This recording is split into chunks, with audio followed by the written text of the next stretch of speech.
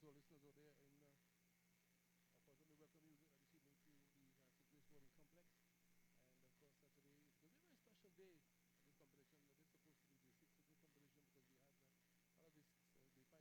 course, let me welcome you this evening to the St. Grace Sporting Complex. And of course, today is going to be a very special day in this competition. This is supposed to be the sixth of this competition because we had a lot of the five that have washed out. But today we have one game, and of course, that game today's Rainforest Rangers. They're going to come up against the Little Tobago Islanders. These two teams will finish second and the third, respectively. As a result, they are going to be doing a playoff this evening. And of course, the team that win here this evening going to go into the final, which is Cardiff for tomorrow. So it's going to be a very important game, very interesting game. And of course, I want to just welcome my co-commentator, Breaker here. This evening, good evening to you. It's a really beautiful day here in Roxborough. And we had some showers this morning, but of course, that's all subsided. It looks the party at this point in time. Check one, two, two.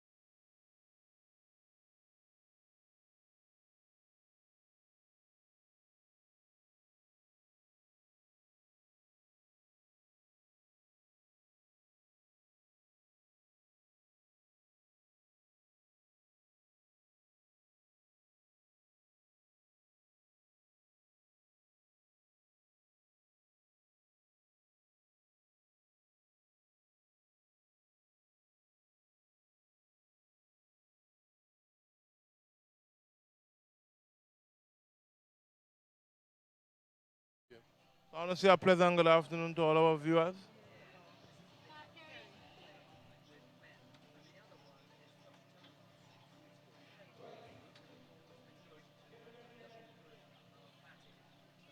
I want to say a pleasant good afternoon to all our viewers. This is really the crunch game here. The eliminator, I think the winner of this game goes straight to the final. The opening batsman for the Rainforest Rangers, there is Davrell McPherson, and of course the talismanic captain, Nevin Stewart. They will be charged with the responsibility of setting a total that in which they will then have to come and defend. We have a warm evening here. This is excited to be now the Little Tobago Islanders should be a bit lucky. Think that they are having a second life in this tournament because they have started off so well. Then a couple of losses would have followed. They get their act together and now they have a chance to play to end up in the showpiece event tomorrow. So again, we looking here to see how things will plan out here today.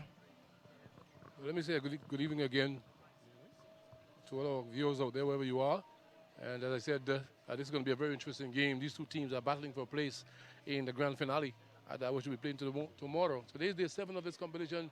We're about to start here, and really, it's a really beautiful day here in Roxborough. The outfield looks green as per usual. Had some rain this morning, but of course that did not really damp up proceedings. So we're going to start very early. And of course, it is Rangers coming up against Islanders. All to play for here this evening. It's going to be a ding-dong battle. Looks as though it will be Glenn and Sharp.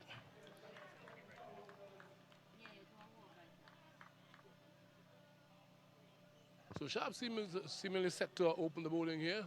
And of course, to take first strike is going to be The skipper himself for Rangers, Nevin Stewart, actually proven himself that he had a good score in this competition so far.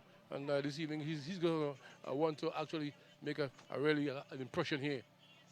So the first delivery here was played away through the cover region, and of course, then there is no run. So you can see that Captain Stewart would have actually signaled his intention pretty clearly, but that ball was hit from the middle of the bat and really placed beautifully across the park. It went to the man straight at deep cover, and there was no run.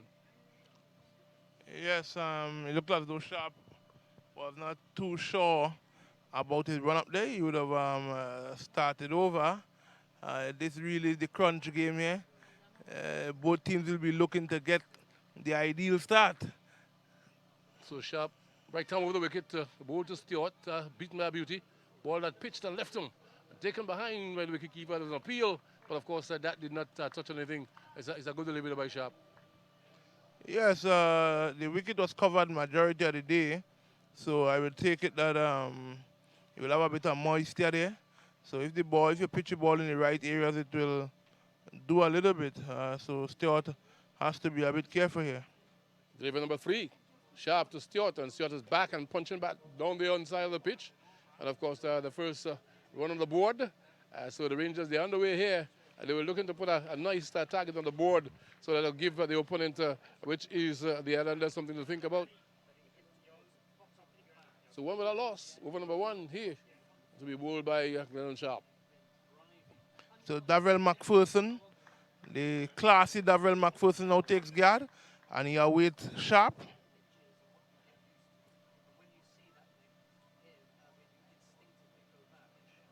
So Chris McPherson whipping that away, cruise square legs. That's a beautiful shot. There's a man after that. I think he will just catch inside the boundary.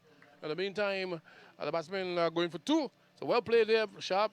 First delivery, he's off the mark. No, Sharp bowling, Sharp strayed a little bit on the legs of Davrell McPherson there, and he would have played that well down to the fine leg area, give chase by the youngster. It looks as is it Roberts, but Davrell sets himself, and Davrell will want to have a good show here because he really will want to get this tournament, and there's no better game or time than this one now. There's a adjustment to the field. Davis coming at a more fly slip, and he awaits on Sharp. So Sharp into bowl to McPherson. McPherson flicked that away. In there, he's out. Brilliantly Oh my caught. goodness. That's a magnificent catch. Flick that away here. So Davrell McPherson. What a catch.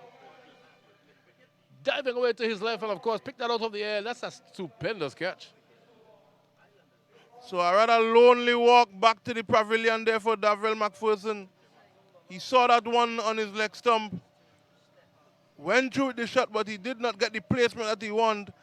And a good catch there from the experienced Joshua Stott. And coming to the wicket there now to join Captain Stewart is Kevon Samuel.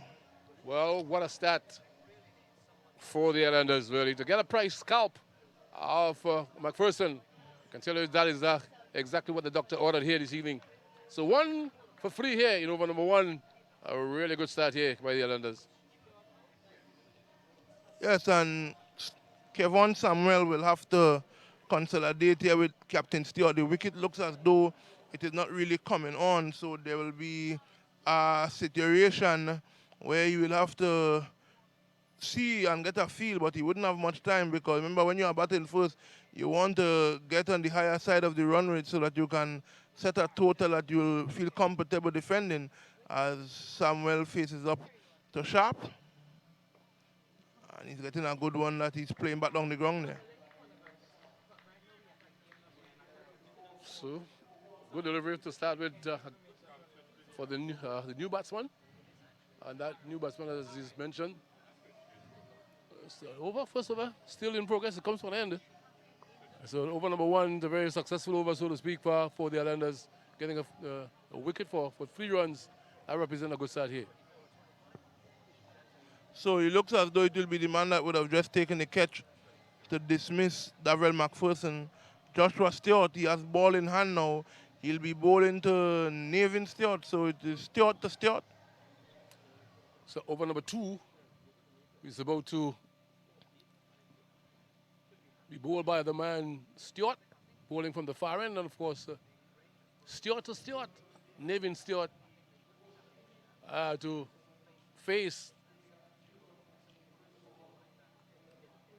think that he's going to be facing his second delivery in this over. So still bowling from over the wicket, left arm, is he? So Yes, he's going to be bowling from an angle, so to speak.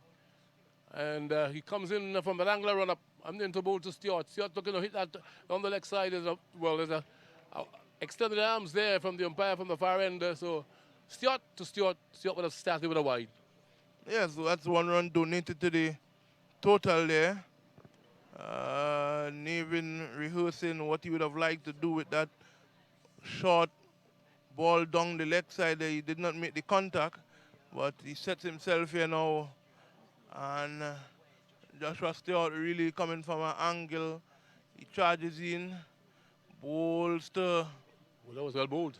Nevin, a play and a miss there. Yeah. So back on target here in the second delivery for Joshua Stewart. So good comeback delivery there by the man Stewart after he actually strayed down the leg side in the first delivery. But this one outside the off stump, Nevin was looking to hit that, but of course misses altogether. So it is Joshua Stewart from that far end. He's going to be bowling to Nevin Stewart. And this delivery, Stewart pulling that away, and that is going to go way. It's going to go 6 over that fine leg boundary down there. So Stewart, as I said, from ball 1, he actually signaled his intention here, what he's intended to do. And of course, that ball was just a little bit too short, and then he just helped it away down to square leg for 6. A fine shot. That's what he would have been rehearsing the first delivery, but he just got the more room than he made the contact. And ominous signs here early on from Stewart. He looks as though he's really attempting to pick up where he left off as Joshua is on his way. In bowls to Nevin Stewart, another one down the leg side. So a rather erratic start here from Joshua Stewart. He started off with a wide down the leg side that Nevin did not make contact with. Then he followed up with a good one outside the off stump. And he was short again on the leg side, which was hit for 6. And now he would have just added a next run to the total. These are valuable runs. These runs can come back to hurt your cause in the end. He sets himself here now, and he's on his way to bowl to Nevin Stewart. That's a good delivery. Stewart was on the back foot and just punched up to the cover region and got a single. So the total moves on to 12 for 1 here in over number 2. Remember, this is a game that the team that win here will definitely go into the grand final. That should be played tomorrow here right at this same venue. And these two teams will definitely want to go there and, of course, come out with a victory. So it's going to be Samuels, the man to face Joshua Stewart from that far end. Here he is, bowling to Samuels. And Samuel just a good delivery that came back in, and he just literally tucked it around the onside, around the corner. And the man coming in there from square leg picked the ball up, a single taken. So the score move on now to 13 for loss of 1. And yes, they want to continue in that vein, basically. We are in over number 2. And this batting first, you would want to make sure that you capitalize on all the loose deliveries or the deliveries that are not so accurate. Stewart passes umpire here. And Nevin is tucking that one there to the mid-wicket man. Come through for a comfortable single. I think we are nearing the end of over number 2. So we are on our way here at the Sid Gray Sporting Complex in this day. 3 Secretaries, Tobago, T10 Blast. The eliminator to say the winner of this game will go on to meet the Booker Reef Divers in tomorrow's grand final. So there's a lot to play for here today. All the players will want to bring their A game, both fielding and batting. And Samuel is hitting that one down the ground there. Looks as though it will be picked up by young Simon Peters. And at the end of the second over, we are 15 for 1. So 15 for 1 at the end of over number 2.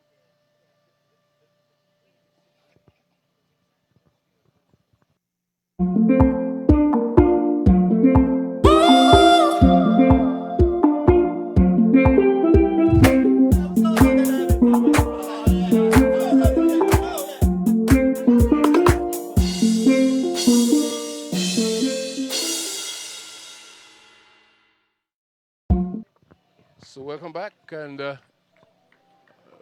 Sharp is gonna continue. Is it? It looks like Sharp is gonna be bowled out here, and over number 3 to start from this far end, and the Sharp this time is gonna be bowling to young Samuels, and Samuels lifting that over the top. He's gonna get runs here, down that cover region there. There's a man coming around to his left and pick the ball up, but in the meantime, the batsman was able to go to 2 for 2. So a good start to the over here in over number 3. Something for a loss of 1. I said earlier on that this team that is batting first certainly want to put a good total on the board so that they can give the opponent something to think about. As Sharp, he's going to be bowling to Samuels. Samuels is hitting that down on the onside and pick up a single. So 1 more run to the total. That drives that total on to 18 now for the loss of 1 in over number 2. Stuart Nevin, he's on 9, and Samuel on 5, 2 extras.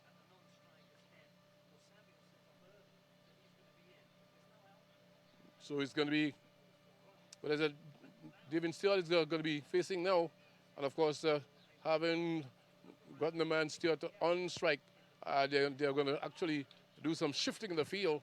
So there's some movements all over the place here. Try to give it a feel maybe after this delivery as Sharp into bowl 2. Well, of course, I actually missed his run up there. And you look at the field placement, very different to the one, different to Stewart than to the one that bowled to anybody else, because they know that the capability of Stewart, he has the ability to hit the ball out of the ground. Yes, quite correct. They are a bit more on the defensive side of things when they are bowling to Nevin Stewart. So it looks as though Well. Nevin Stewart looks as though he's picking up where he left off. That's a some surf shot. He really just come forward and just Top class. Beautifully played. Down the ground. He's gone for 4. Well, Stewart looks like a man who possessed. He's out here with a mission. And the mission here, he wants to get into the finale, the grand final.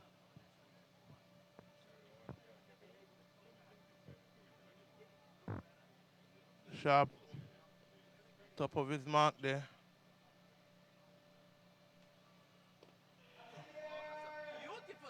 Well, he should have taken that to really burst through the hands of the man down at mid-wicket boundary there and just helped it over the boundary for 6. He just whipped that away with some ease as well, effortless shot. Well, I think he's very fortunate to get away with that. So that's probably a chance. Will it be a chance that the Little Tobago Islanders live to regret? Look at if we are privy to the replay there, but it looks as though he was in with a chance, and then he just assisted and parried over the boundary, and it looks like Stewart is ready to, and that's a wide delivery in an attempt to not give him back that same freedom again. He would have strayed further down the leg side, and it's a rather disappointing looking Glennon Sharp here. Apparently Sharp understands the importance of that opportunity given there by Nevin Stewart, and they know the danger that Nevin Stewart poses. So 29 for loss of 1, over number 3 here, Sharp to Stewart. Stewart flicked that away once again. Going to get some runs here. There's a man down there chasing around to his left, and they're going to come back for 2. And that is good running between the wickets here. These guys are very quick, and 2 good-looking runs. So Stewart is actually romping away here, and that pushes on the score to 31 for loss of 1. I have a delivery again before the 3rd over. It's climax, and look as though they are going at a really rapid rate, 10.94 to be a bit more specific, and setting a total. When you are setting total, you will have to keep in your mind what you believe that your bowlers can defend. Sharp into Stewart, and Stewart hits in the long handle here. This is the long handle. It's gone over the rope. You cannot give Nevin Stewart those kind of freedom to free his arms. You see what he can do if even given limited amount of room, but when you give him the opportunity to extend his full feet, you will end up on the more expensive side of things.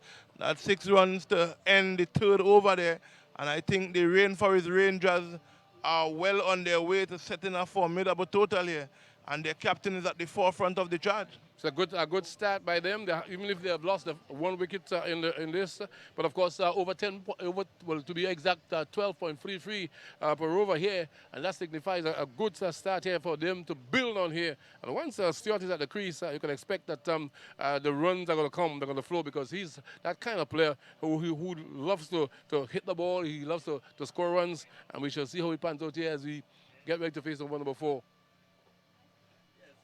So it looks like Davis is the man who's going to bowl over number 4, and he's going to be bowling to young Samuels.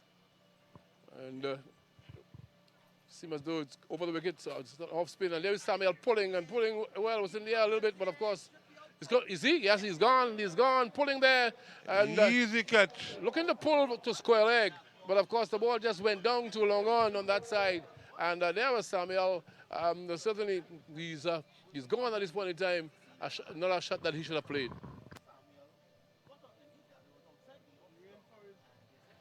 The rain for his Rangers, losing their second wicket there. A good catch from young Simo Peters there. He saw it early. He covered the necessary grounds and got exactly to the dropping zone, and looks as though it's an action-packed start. It's an action-packed start here. The 37 for 2 and over number 4. And it looks as though it's young Josh Telemack, who would have had a good little innings last night, although it's in a losing effort. Good to see the youngster out there going to join his captain. Well, even if they have a good start, 37 for loss of 2, just about 3.1 overs, and I think they need to be very mindful that they certainly can't lose wickets, and losing wickets here could certainly put a break or a halt to the run chase or the run scoring, so to speak. But nonetheless, they'll have to continue here. So it's going to be Stewart going to be facing Davis, because the batsman crossed while the ball was in the air. A spread field. As per usual. So David into Stewart, and Stewart back and pulling through the onside, but didn't connect as he would have liked. But he's just going to pick up a single long too long on down there. So one more to Stewart, and that pushes the score now to 38 for a loss of 2.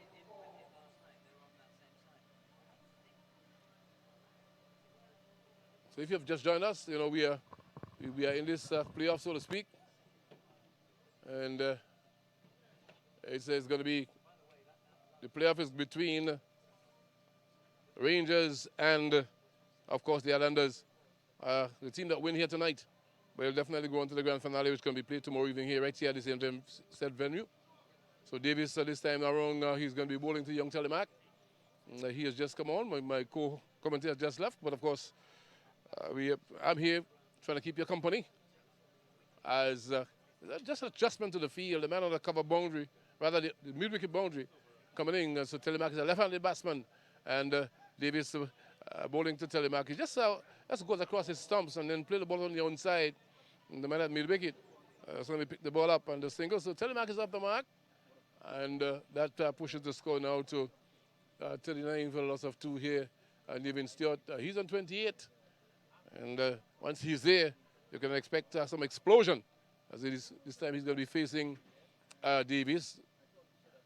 For this delivery, Stewart can do no more than turn this around the corner, and he's going to be looking for 2 here with soft hands. He played that, and I think that was well done by the man himself, because the fielders on the boundary, they were a little bit slow in getting in there, and in the end, he actually saw the opportunity to take the second run, and of course, in the end, it was easily done.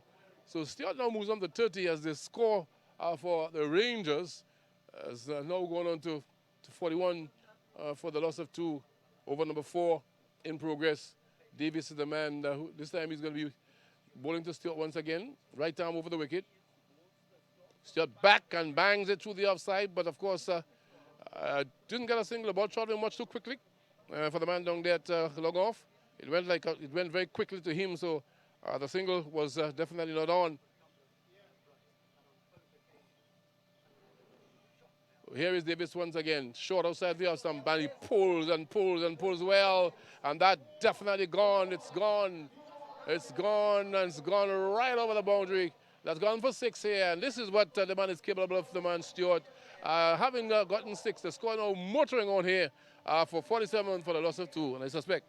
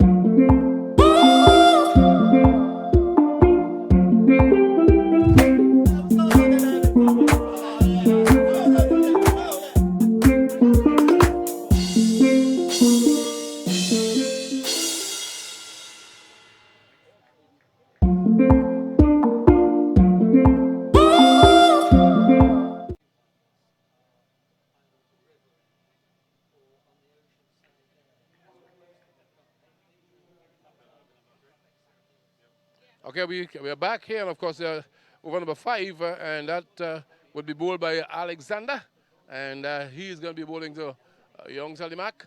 As I said, 47 for loss of 2, and of the 47 already, Stewart has 36 of those 47 runs. So it means that he's really putting bat to ball here in this playoff. So over number 5. And to be bowled by Alexander, as I said, he's going to be bowling to Telemak. So Telemak is actually surveying the field because they're doing some movements, changing the field here and there. As Alexander ready, he's prepared now to bowl to Telemak. His delivery, Telemak is coming on the track and driving, but of course, just off the outside edge, inner portion of the bat, outer portion of the bat, and he just run down to third man, and he actually pick up a single. And that actually pushes the score now to 48 for a loss of 2. Telemak has no scores. He's on 2, while Captain Nevin Stewart, he's on 36. And they're scoring here at a reasonable rate at 11.52 at this point in time. As Alexander, as per usual, what happens here when Stewart is on strike, they actually spread the field pretty wide. They're 1, 2, 3, the 4, 5. Fielders on the boundary. Here is Stewart, and this gotta go. He's gonna hit us here. What will it? We're in trouble. Well, that comes closer to us here, and Nevin Stewart, he's really putting on a show here this evening, and that one, he just lifted that, and it comes down to long on, all the way for 6. All the fielders there could just watch the ball as it sails over their head. It was coming close to us, but luckily for us, it just fell to our left, and of course, no harm done. So 54 for loss of 2. Over number 5 here. That's going to 12.46. Here is Alexander. Bowling to Stewart. Stewart coming forward and played up on the offside, but of course they can't get a single. It went straight to the man at mid-off. Alexander once again to Stewart.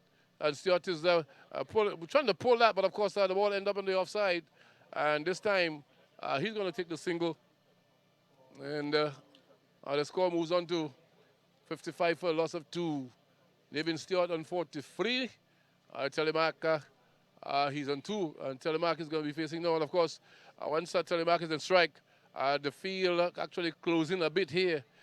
Maybe I think most of the players out there would know each player, each batsman out there who is an explosive batsman and who is less explosive. In this case, Telemark is less explosive. And here is Alexander. And Telemark trying to cut there, and the ball just loses the outside edge. And they're taken behind, and there's no run.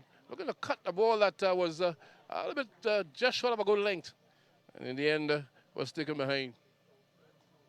So Alexander bowling his final delivery in this over into Telemark. And trying to dab it once again, and 2 dot balls in a row here. And I think in the end, I can say Alexander, he ended up pretty well. But of course, the score is still 55 for loss of 2. Nevin still on 43. Alexander on 2. That's the latest score here. And of course, we're going to have a cool down, so to speak. The players are going to refresh themselves. When that finish, we'll be back. So stay tuned.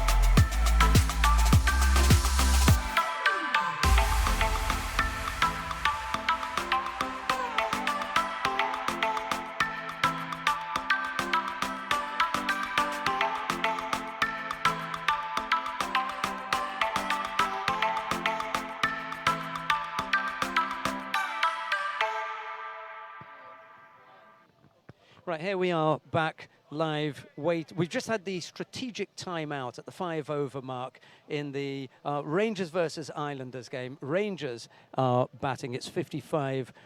Navin Stewart is at the crease with the young 14-year-old Josh Telemark, who's on 2. Navin Stewart is already on a blistering 43. So things are going well just as we await the return of the players. Stacey, tell me a little bit about your feelings on the game so far. I think it's really good. I think it's really good to see the start that Rangers has gotten so far. I think Navin Stewart, as the captain, leading from the front, I mean, he's done it so far for his team, but he understands now, or at least we'd hope that he understands now that yes, he's a vital player to these young guys, and therefore he has to stay and bat throughout the innings in order to give his team a good total. I've been thinking and I've been hoping that someone else is going to step up and play the kind of innings I thought maybe Davrill, McPherson or Devon Samuel would have played. It's now down to the youngster who scored some runs last night, by the way. He's only 14, goes to school in Scarborough at Bishop's. But tonight, here he is with a real task on his hand. However, he has seen 5 days of top-class cricket, and you learn very, very quickly when you're around someone like Navin Stewart. I think the partnership with Samuel as well it was productive. It was getting there. But again, somebody just needs to stick around and bat with Navin Stewart so that the pressure doesn't just be on him alone as the captain to have to see through. And there's another one that they're going to have to go hunting for. He really is in super touch, to be honest. So as a player, you would say, you don't catch those, you fetch those. And not only did the fielder have to go and fetch it, but to be honest, Navin Stewart also fetched it from outside the off stump, didn't he? Correct. He practically dragged that one from the off stump onto the leg stump, onto the leg boundary. Oh, he's getting gifts. That's another gift. Shot, yeah. Well, it's a horrible-looking ball. I mean, the minute it came out of his hand, you knew that was going to be trouble. I think the crowd is actually calling him Hurricane Gonzalo. Yeah, that's right, yeah. So, I mean, he's really been finding these boundaries and distributing some bad bowling, because that was really a poor ball. That was a full toss. That was a giveaway, a free hit. It's a saying that we don't have in England. We don't have that saying. And every time I've been in the Caribbean playing, you hear that, beat bad bowling. And I never like to say it because I have to talk to some of the bowlers afterwards. But here he comes again. Catch. Oh, and that's a brilliant catch at backward point by Adams. Christian Adams is diving forward to take Navin Stewart. He just got underneath that, didn't he? You saw as he carved that upwards instead of getting on top of it and hitting down. And you can see his disgust, because he probably is saying to himself, this is now the 6th over. I can't afford to get out here. I need to stay and give my team a better total. I think the total, 67 for 3, with only half the innings gone, I think that bodes well, because what it does now is it says to the other players, everyone knew the situation going into this, and they were all probably quietly saying, come on, we have to back the skipper here. We can't leave it in his hands all the time. We've got to do something. Okay, the first couple of wickets have gone down, fairly cheaply, because Navin's gone for, what was it, that he eventually got out for 55, and there's 67 on the board. So now it's absolutely essential that others, we've still got Ansel Ned to come in, Josh Telemark is still there, Jaden Kent. I don't think that is Kent coming in, actually. That may have been, no, it's not. So that was probably the original lineup, but Jaden Kent is not bearded. But I think they're pretty young and fit guys.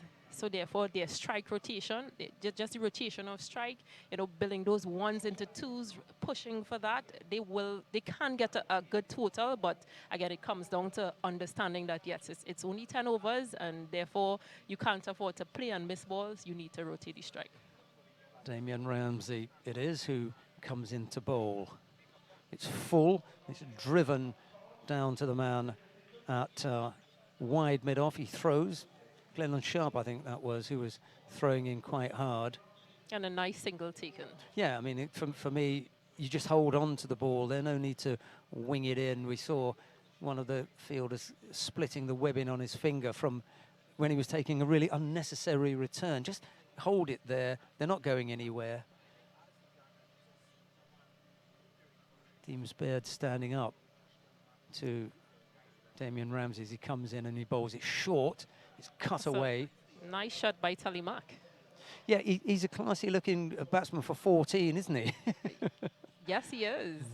I mean, it's really good to see the talent and the cadre of players that have been coming through this tournament. I mean, they're young, they're energetic, and they've been on display. So I really hope that this is a good opportunity for them. Addison Daniel waits now, and that's a put up there. He tries to carve that over the top, but it goes through to Deems Baird. There's no run, and that's the end of the over. 69 for 3 at the end of that over. Stacey, how's it looking, do you think? 69 for 3. At the end of 6, I think it's pretty good. The current run rate is 11.50. So again, they're pretty much up there. It's just a matter of the rotation of strike. Just ensure that not too many dot balls, and push hard for, make those ones. If you can possibly make it into 2s, keep pushing and, to give yourself and your team the best possible chance to have a better target to defend. 3 extras, only 3 extras. I've seen some sides when they finish up with 15, 16, 17 extras, and in a T10 you really can't afford that. So it's good news for the Islanders at the moment. The problem, however, is I think that this 69 is going to turn into probably 85. I fancy that's the kind of, total that they're going to get. Do you think that's a challenging total? That's a total that Rangers can defend? I think that Rangers could defend 85 against Islanders. We'll see well, what I guess we'll wait and see. We will see.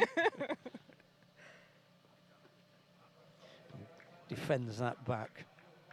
And there's no run. It was Alexander who picked up off his own bowling. No need for anyone else to come in the circle. Here he comes again, left arm round. It's up there and attempts to cut that one as well. He hasn't really connected with his attempted cut shots, has he? So Alexander's bowled 1.2 overs, no maidens for 8 runs. So he's been one of the more tidy bowlers so far. And you can tell by, look at his line and his length, and it's pretty tidy. Not very much pace on it. I tell you what, though, he got a little bit of turn, though, coming back in. A direct hit. How was that square leg? I don't think he's going to give Not that at all. one. Yeah. I guess that one would be sent up to the 2 umpires. Well, we almost had our square leg cameras. We were promised that, but unfortunately, the kind of cameras and the quality that we wanted, we weren't able to get. But I think in future, that the kind of setup that we're looking to have will do that, and then we can decide with the umpires whether or not they want to use just that one particular instance for referral. I don't think we're going to get involved in, snickometer and ball tracking and that kind of thing. Here's Alexander again. It's a big heave and it goes to backward point. Fielder picks up. Most of the ground fielding has been good. There was a little bit of a fumble there, but they still only came through for one in particular, Simmons Peters, who caught, I can't remember who it was that he caught out in the deep now, but he held that well. Oh, it was Samuel who he caught. There's Alexander again. And that's a full one, and it's driven behind point. Fielder gets down and retrieves, limits them to, is that 2? Yeah, they came through for a second. The slide and then the fumble pickup just allowed them So that's to good. That's come good back for running. 2. That's very good running.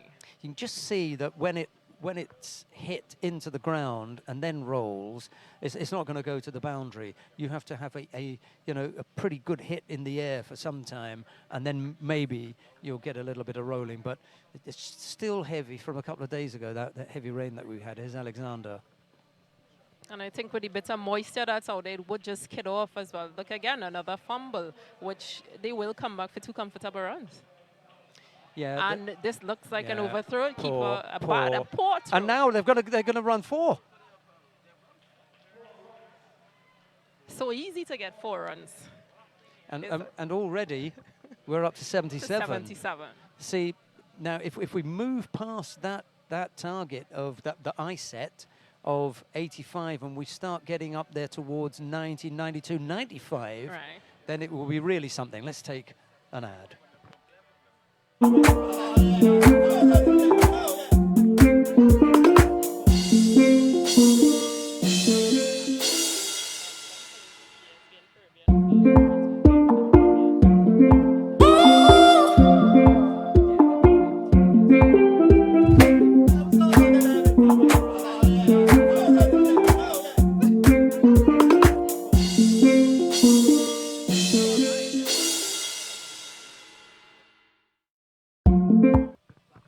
We're back with the Rangers innings, 77 for 3 after 7 overs. Daniel is on 2, Telemark is on 10. And that's a big heave to the leg side. The fielder picks up quite nicely. And a return to the bowler. Just a single from that. Stacey, Big we shot. haven't really introduced you properly to tell us where you're playing and how you're doing, because, you know, during this COVID period, you've been off, haven't you? You haven't had a lot of cricket, had you? West Indies women has been off completely with the COVID period, but we've just been doing a lot of virtual sessions with our trainer, strength and conditioning sessions. Trinidad Women has also been doing the same thing. We've actually introduced sessions, like hands-on sessions where there's just a limited number of persons. But again, it's opening back up slowly but surely. But Well, we look forward to seeing you back in the middle. Josh Telemark. Well, you just might have that opportunity to see me well, tomorrow. tomorrow. I was thinking on a slightly higher level, and I'm not taking anything away from tomorrow's cricketers because there are going to be some big names out there. But Of course. joining yours. Of course. That's a nice shot. Just for one, though, it goes out to the man in the deep. I think a little more pressure needs to be put on those fielders out in the deep because they're not picking up cleanly. It's a bit of a fumble when they do pick up, and batters are just comfortable with, just having a single. Addison Daniel now on strike as Damian Ramsey prepares for his next delivery. And he has a big swipe at that. That goes down to Simmons-Peters down at long off. And again, they come through for the kind of gimme type single. It all seems nice and easy at the moment from the Islanders, but I think they're failing to keep track of the score, which is now at 80. 85 was what I thought they might make. I think it was going to be more. Oh! And he's bold. That one just got past him. His eyes lit up as he saw Damian Ramsey pull that one down. He thought, here we go. And whilst I think, you want to try to advance it a bit, I think knowing which balls to go at is also important. Actually, it was a little bit fuller than I thought. Exactly, yeah. I thought that he'd actually pulled it down short, but it was a little bit. It was pretty much up there. 79 for one. I thought it was 80. We're slightly askew as far as the scores are concerned, and it's definitely not 1. It's 80 for 4 now, isn't it? I think we're going to go with this one. And the current run rate has also dropped from the 11 previously. It is now 10.21. So Rangers needs to, that conversation needs to be having with players coming in that, we need to keep this going. We need to keep the momentum going so that we're able to put up a pretty good score. I think, well, what's happened now is the boundary balls have dried up, and definitely the maximums. And those are something that you want in every over. You want a boundary ball, you want a maximum, and if you can't get a maximum, then you get 2 boundary balls. And there are those balls on offer. It's not as though the bowling is, scary, and you're not getting really big turn, and you're not getting any serious pace on the ball. So they've got to find a way to get past that the ring. Yeah.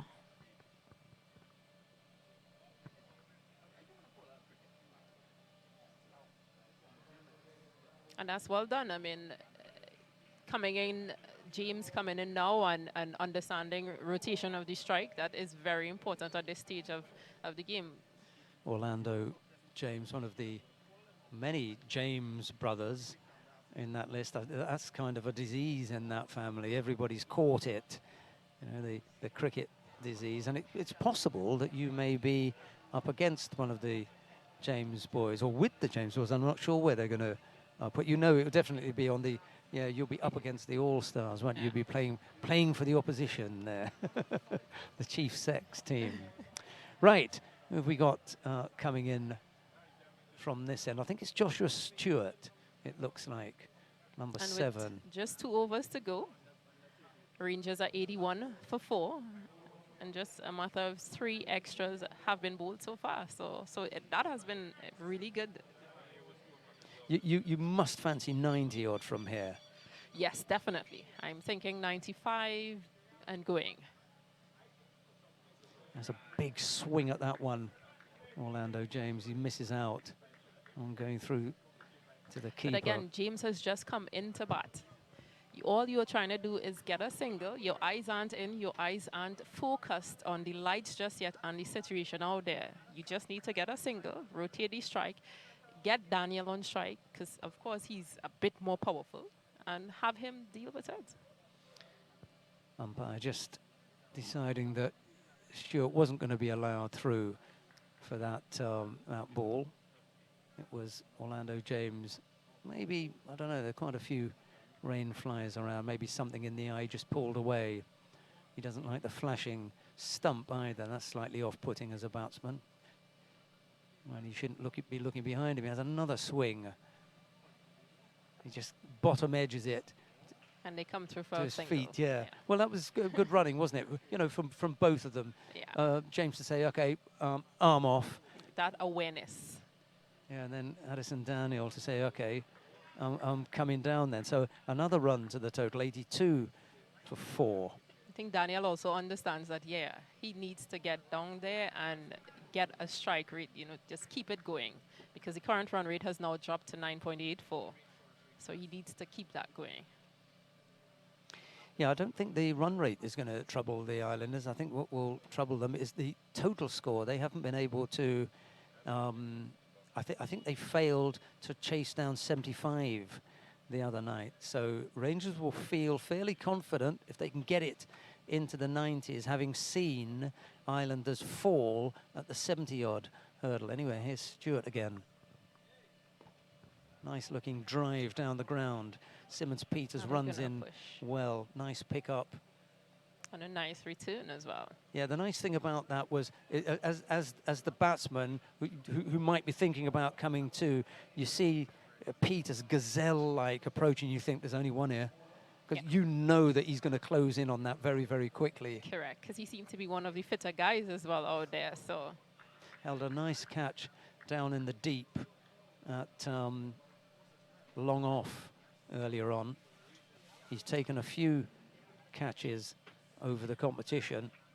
and with the score at 83 for 4 in the 8.3 over, a slight drizzle is coming across the park. Oh, well, at this stage, everyone's going to have a swipe at it. Unfortunately, right across the line. And Stewart has bowled Orlando James. And clearly, that was just a big heave at the ball. It wasn't, his head was going one way, his bat was going the other way. So, yeah. What I've noticed on a couple of occasions, well, there are two things really. One, there are quite a few shots that are played off the back foot that, for me, you know, could have been played off the front foot. And there's some shots that they look attractive when they come off, you know, across the line and they hit the stands there and everything. But he could very well have played that straight back over the bowler's head, couldn't he? Totally agreed. And that would have looked even better. Yeah. Because that might have been sealing. We may have had to Some break trouble, where we are. So you said that you came over this morning. No problems with Cal? The flight's all on time and easy? I actually got in at 1:30. No problems, absolutely no problems from Trinidad to come across to Tobago. Quite accommodative, very, very nice. Caribbean Airlines has done quite well.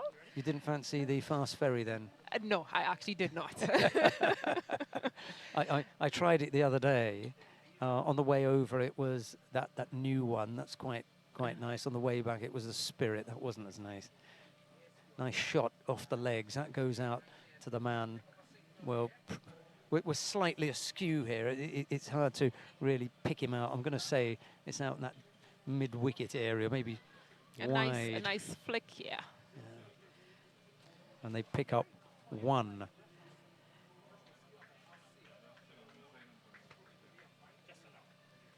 They've done a really good job here, haven't they, with providing us with screens and everything.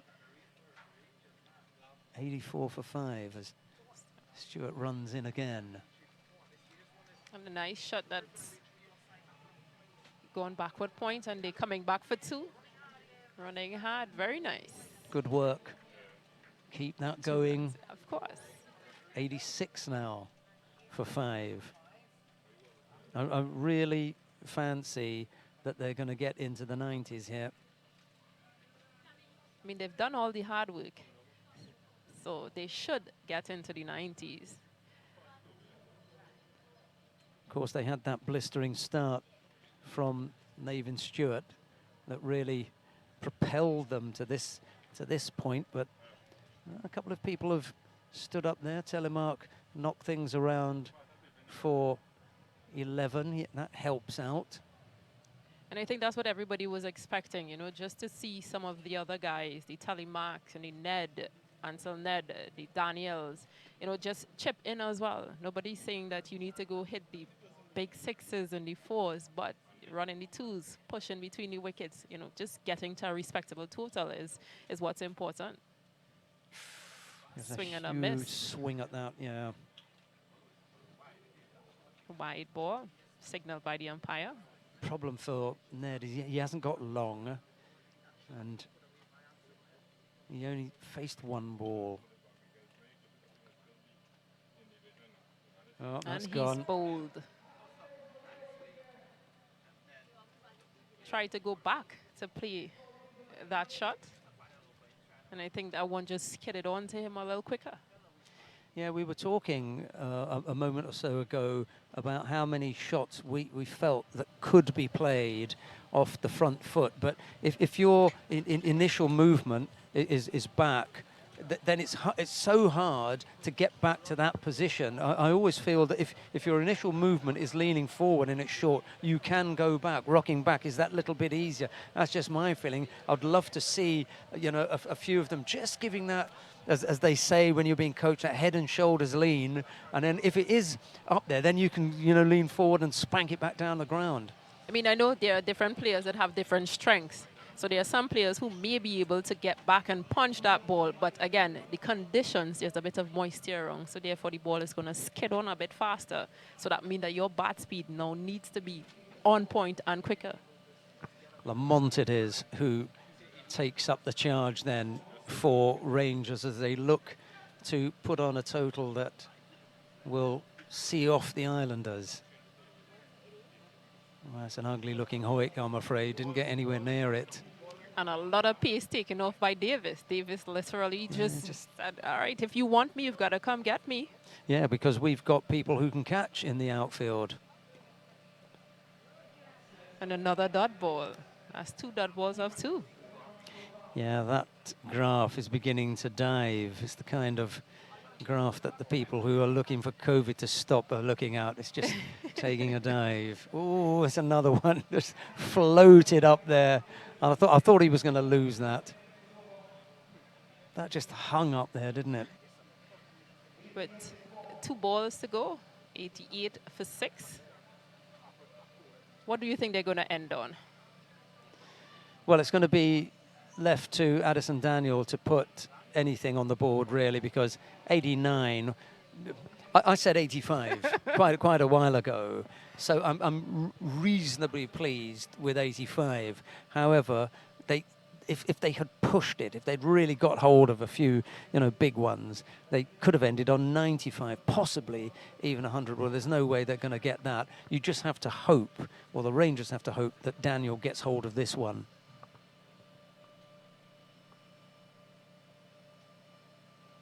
Cut away. Beating backward point. Are they going to go through for 2? Yes, they are. Are they going to think about a third? No, they will not. Good throw in from the deep. Again, the ground fielding, well, certainly the throwing in has been very, very good. They end on 91. The Rangers, 91 for 6.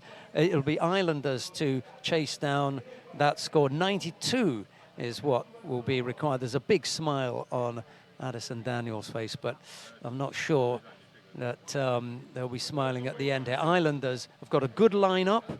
They'll have to bat well. It'll be down to the bowling of Rangers to try to restrict them. And I actually think that it's really good. Rangers scoring 91 for 6, but then again, it's a semi-final. Little Tobago Islanders are going to come with their best game. They are going to want to pull out, you know, all those rabbits from hats kind of thing tonight, because at the end of the day, tomorrow they'll want to play. Everybody wants to play tomorrow, but the chase is going to be on. Right, we're going to take a bit of a break. We're going to have a look at some more beautiful videos of Tobago. We'll be back.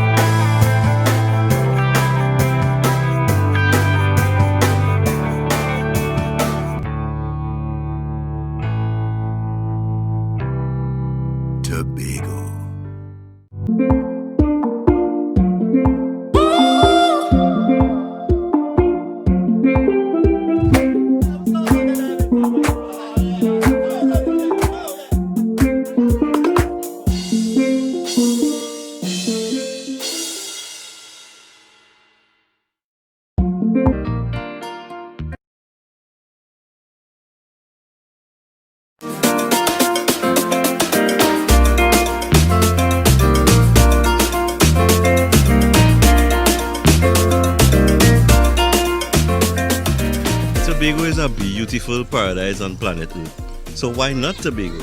What I love here is the serenity of the waters, the cleanliness. Apart from the beaches, the friendliness of the people.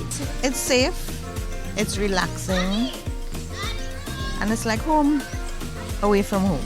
We must work hard as a Tobagonian, as a product of Buku. I am prepared to work hard. I am prepared to provide the kind of leadership to ensure that we quickly improve our tourism sector here in Tobago. It's absolutely fantastic. Yeah, we're really loving it. We've been quarantined, of course, for a few months now, so we have 5 children and they're so enjoying getting out to the beach and on hikes. We reopened at the beginning of July, and we've been getting bookings after bookings, and we are practically full for July. We're full for the first half of August, and we're still getting bookings, so we're hoping that it continues.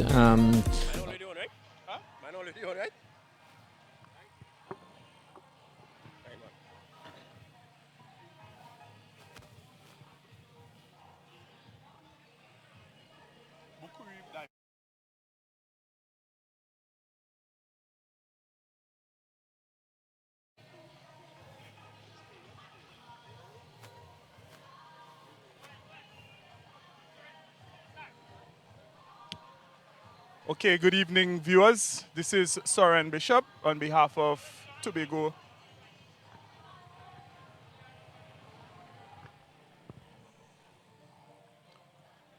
Good evening, viewers. This is Soren Bishop on behalf of Tobago Sports Live. And this evening I am here with one of the players from the Buku Reef Divers, Mr. Ako George. Good evening, sir. Good afternoon, sir.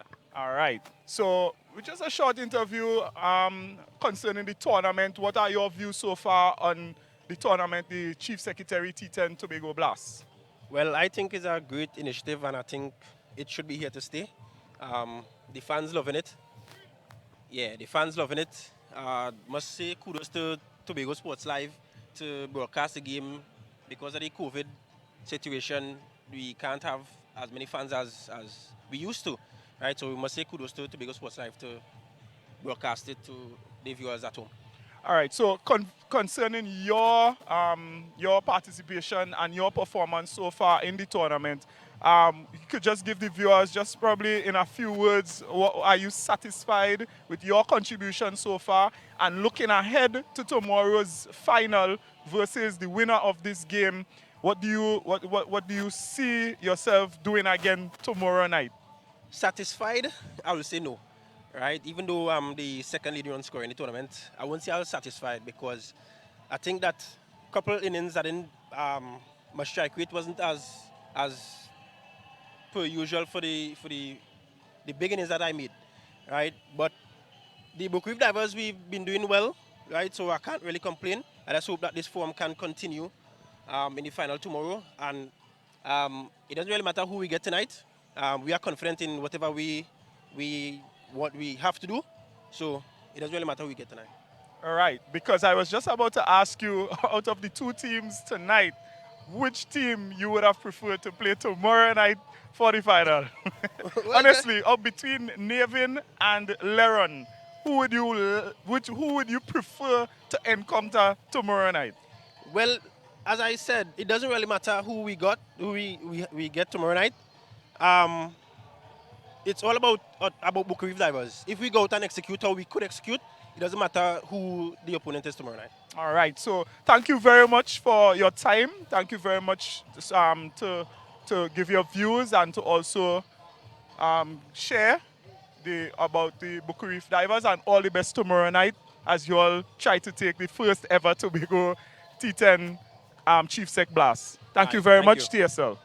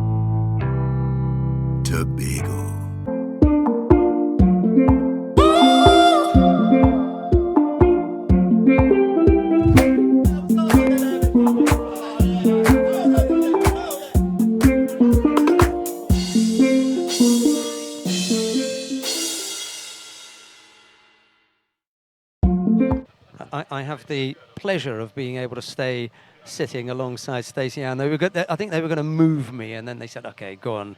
We'll do you a favour. You can stay for a little bit longer." That's really nice. I'm honored. I would say that because, again, I'm with royalty.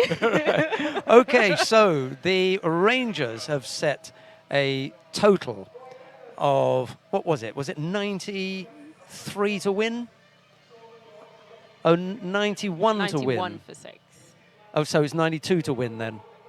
Right, okay, 92 is the required score. Let's have a look at the lineup. Well, I'm not sure. Well, we've got the names up there, but I don't think that's the order. I don't think that's quite the batting order. We'll have that in a minute. Let's look out there and see who's gone out there. Is that Leron Lazama and Ronaldo Lazama? Yeah, the two Lazamas are out there. They may be cousins. Leron Lazama is the left-hander. He's down at the non-strikers end. It's Ronaldo Lazama, who is, I was going to slightly say that he's slightly heavier, but he may not be happier with that description. I'm going to have to find a better way of describing the size difference between these two. And it's Navin Stewart to open up the bowling as well. But it's a nice rotation of left and right. Coming out to bat, coming out to open for Islanders. Umpire signals that he's ready. Let's just run through the crowd quickly. Lazama, Adams, Alexander Baird, Davis, Peters, Quashie, Ramsey, Reed, and Roberts. That's the lineup as Stewart comes in for his first delivery. And it's played defensively into the offside. They come through for one, and they managed to come back for a single. Well, Stewart had Lazama in all kinds of trouble last night. He really rocked him. In fact, there were a couple of balls that he wore on the chest without even looking to defend them. I was quite surprised because Lazama is, you know, no mug with the bat, but he just couldn't handle the pace of Stewart, to be honest. But he pushed him out into the deep there fairly easily this time. I think he learned from his mistakes, and he's just going to use the bat that he's out there with to defend himself. There comes Stewart again. He's up to the wicket now. He bowls. Ooh. It's slightly short, and that was nice. And Lazama rocks back out of the way. Dealt with it fairly easily, but I think that's a measure of what we're likely to see. And if he gets that on a good line, then see, that asks the question of Lazama. He didn't have to play that. He got out of the way. But when he gets that line right, then we see what he can do. Is he going to try and play it? Going to try and duck out of it? We'll see.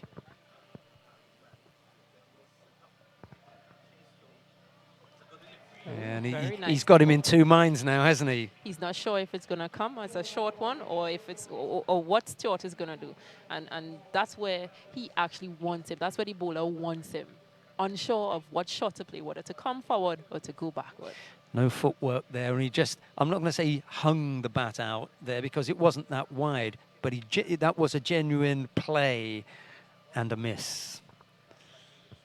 So let's see what Nevin Stewart pulls up here. Swing and a miss. Yeah, and very nicely lined. Yeah, this is the right line. I'd just like to see one more short one that was straight, because I think he does have him in trouble here. He may have a bit of bravado and think you're not going to get me and try and pull him, and there are three men two more balls to go. Yeah. So let's see if he works up. Yes, he does. And exactly as you were saying earlier. Now, that to me is no shot. There's absolutely no shot. You're going to turn away and back off. I'm really sorry. I try never to get on at the players because, as I said, you do have to go and talk to them after. But for me, that's not the way to play that. But it's a position that you, as a bowler, would like a batsman to be in. But as a batsman, it's uncomfortable because you're uncertain. You're not sure anymore. And with one ball to go, you're not sure what's going to happen. You can't be playing... it's almost like you're playing frightened cricket. Cricket, yeah. It's not a nice thing to say, but we're just saying what we're seeing. Correct. And it is actually the truth. He turned away and said, OK, I'm just going to wear that. I don't care who I've faced. I've never said that. He's just flexing that left hand a bit because he seemed to have gotten hit on that hand. 2 off the over. Dot ball here would be just what Stewart wanted, or a wicket, I suppose. And there you go. And a short one to end his over, Nevin Stewart. And I think the umpire has seen what's happened here, and he said, well, you wouldn't have wanted to play it anyway. So, yeah, that may have been a little bit high, because if it's overhead height, then he's going to call it. But you ducked. Correct, and pulled away. And you had no interest in playing anyway, so I'm not going to give you a free one here. And I agree, because Lazama looks really shaken. He looks really shaken by that first over by Nevin Stewart. Islanders at 2 off the first over without loss. Should have seen it last night. If you thought that was embarrassing, you should have seen it last night. I wonder if wearing spectacles, because you can clearly see that he is wearing eyeglasses. So I wonder if that is hampering or that has any effect on him seeing it probably a bit later. I thought that he played the first short ball absolutely right. You face that up, you see the line, I'm leaving that, and you just play it that way. Anyway, we've got the second over about to get underway. Ansel Ned almost bowled him round his legs, didn't he? Can't see that quite from that angle, but There was the suspicion that it was close to the stumps in that first delivery. He's got that big towel hanging out from the back of his pants. It's probably a bit of dew out there. So Looks a just little making bit, sure that as the spinner, ball is dried. looks a little bit like one of those American footballers who sets down to give the ball to the quarterback. They normally have one of those rags hanging. Here he is again with the next ball. That's down the leg side, and he tries to sweep that. Doesn't quite get hold of it, but a little bit sleepy, that pickup. Stuart probably thinking that they were only going to take one, so why run? And in his not running, they decided, well, we may be able to come for two here. Anyway, no harm done. A little bit of excitement in the crowd. Let's see what the right-handed Lozama would do to Ansel Ned as a spinner now bowling to him, facing up his first ball at Ansel Ned. He may be more comfortable with the slower pace. Let's hope so. Well, he did get hold of a couple of them last night. I think he got 36 or something. Hit quite a few maximums.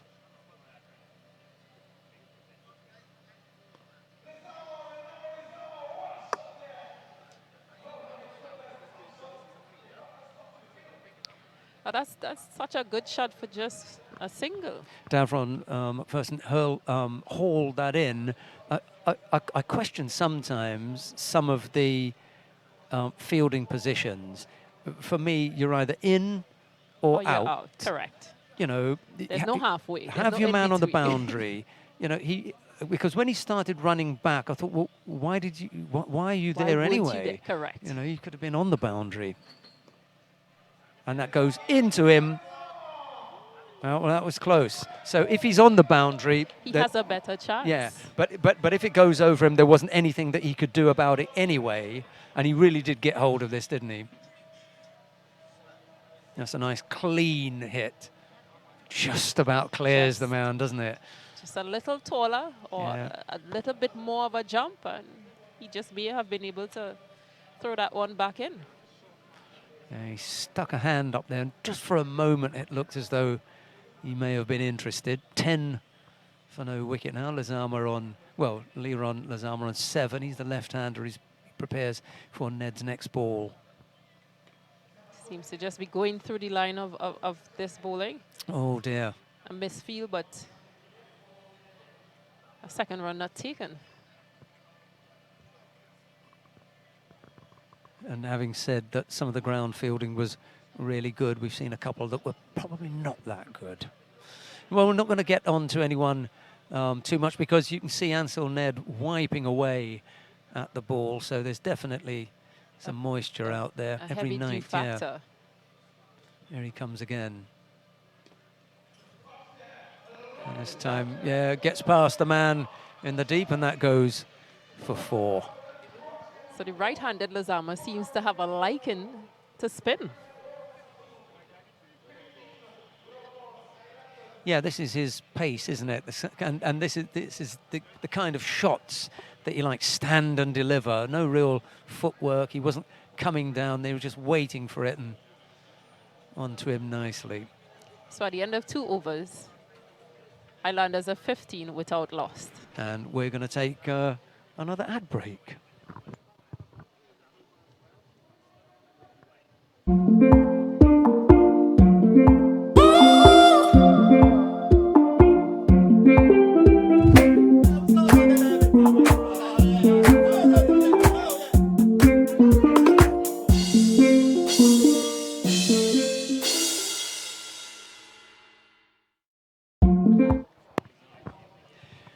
Looks as though Navin Stewart is going to bowl his second over. So very rarely has he chopped and changed and said, I'll take the first over and come back 4 overs or whatever. He tries to do things up front, not just with the batting, put runs on the board, but also I think this is more about troubling Ronaldo Lozama. He's had him some problems. If you can get him out, all well and good. But at the same time, if he can limit the scoring, if he can come away here with, I mean, he went for two in his first over. So I think I'd be saying, yeah, if I can, you know, bowl another over here where they're just trying to see me off and only come out with 4, I'll be happy. And that's the thing. Clearly, Stewart seems to be the better bowler of the team.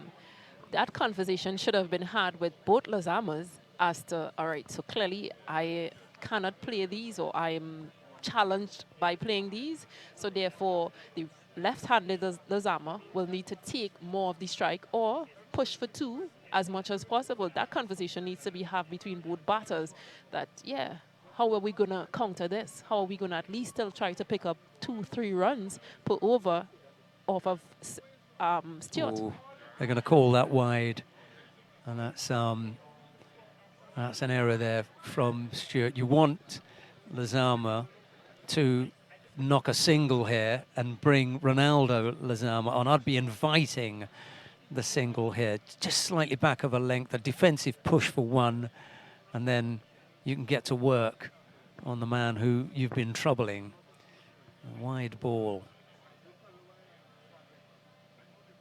Oh, and that didn't get up at all, did it? No.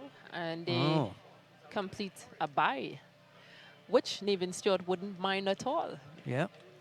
I take that because he's got the man on strike that he wanted. That he wants. Did you think that was going to take off a little bit more than it did? Actually, it surprised me as well. It stayed pretty low. I beat a keeper all kind. Yeah, I mean, that's the first one that was a genuine shorter ball that looked as though it had a bit put in there that didn't get up. Almost like a skid through. Yeah. Those are the ones that you want on the stumps as a bowler and not on the stumps if you're a batsman. Let's see how Ronaldo plays this one. So he's backing away there and pushing it into the offside. He does pick up 1. Yeah, I mean, as a batter, you can't afford to let the bowler get the better of you. You've got to try. You've got to get yourself out of that shell. Back yourself, back your talent, back all the work that you've put in as a batter, and just get the job done. Yeah, I really cannot remember backing away, even when I faced people who I thought, I'm going to get hurt here. This guy is really quick. But you just had to say, no, I'm not going to show him that. Here comes Stewart again. To the left-hand who pushes it out to the man at point. He wings it in. It's a direct hit, but there's more. And they've gone through for an overthrow as well.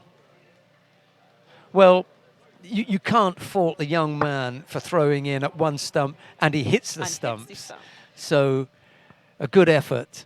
But that just complements the feeling of the tournament thus far. It has been on point for most of the teams. Some of these young guys have been picking up and throwing in, and it's been exceptional. I think if you go for 10 off your 2 overs, you can feel that you've done well. And at the moment, Stewart has gone for 6.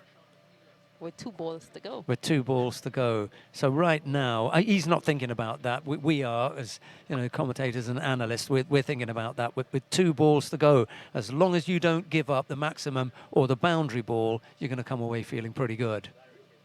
Ooh. Very nice carry. Yeah, untidy take by the keeper. You see that one? Again, I'm not going to dig at the keeper because the last one he had to take down at his knees. This one he takes up above his shoulder. Correct.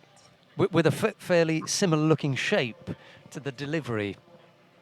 This is a terrific over from Stewart, to be honest. Just what he would have wanted. If he can, eke out a wicket here, it'd be absolute bonus. Just see glistening with the sweat off him there.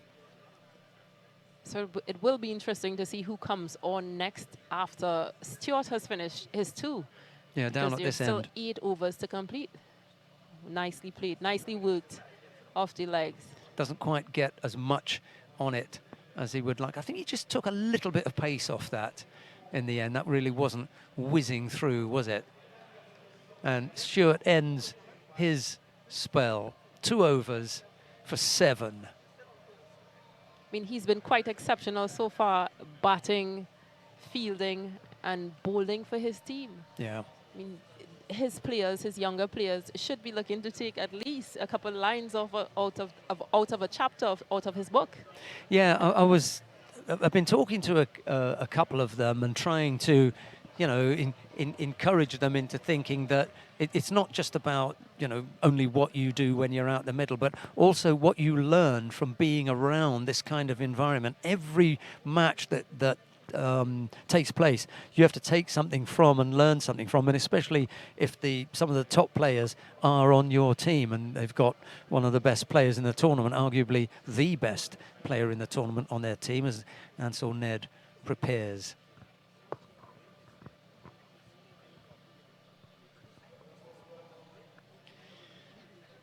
Lizama settles over his bat now. That's Leron Lizama as there's a field change, just strengthening the offside there. And again, the skipper, Nevin Stewart, sees it fit to strengthen his offside a bit.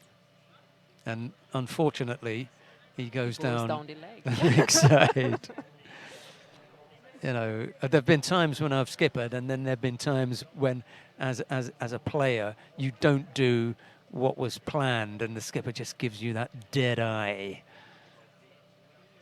Ball to your field. And again down the leg, yeah. And I think Stuart's just said to him, you know, if you're going to bowl it there, then I'll go there. But for the moment, I'm over here, so please put it on this side. Because so far, there's been 2 balls, 2 same shots, and basically the 2 same results, no runs. He's lucky to get away with it, though. And another change in field. He's got 2 dots.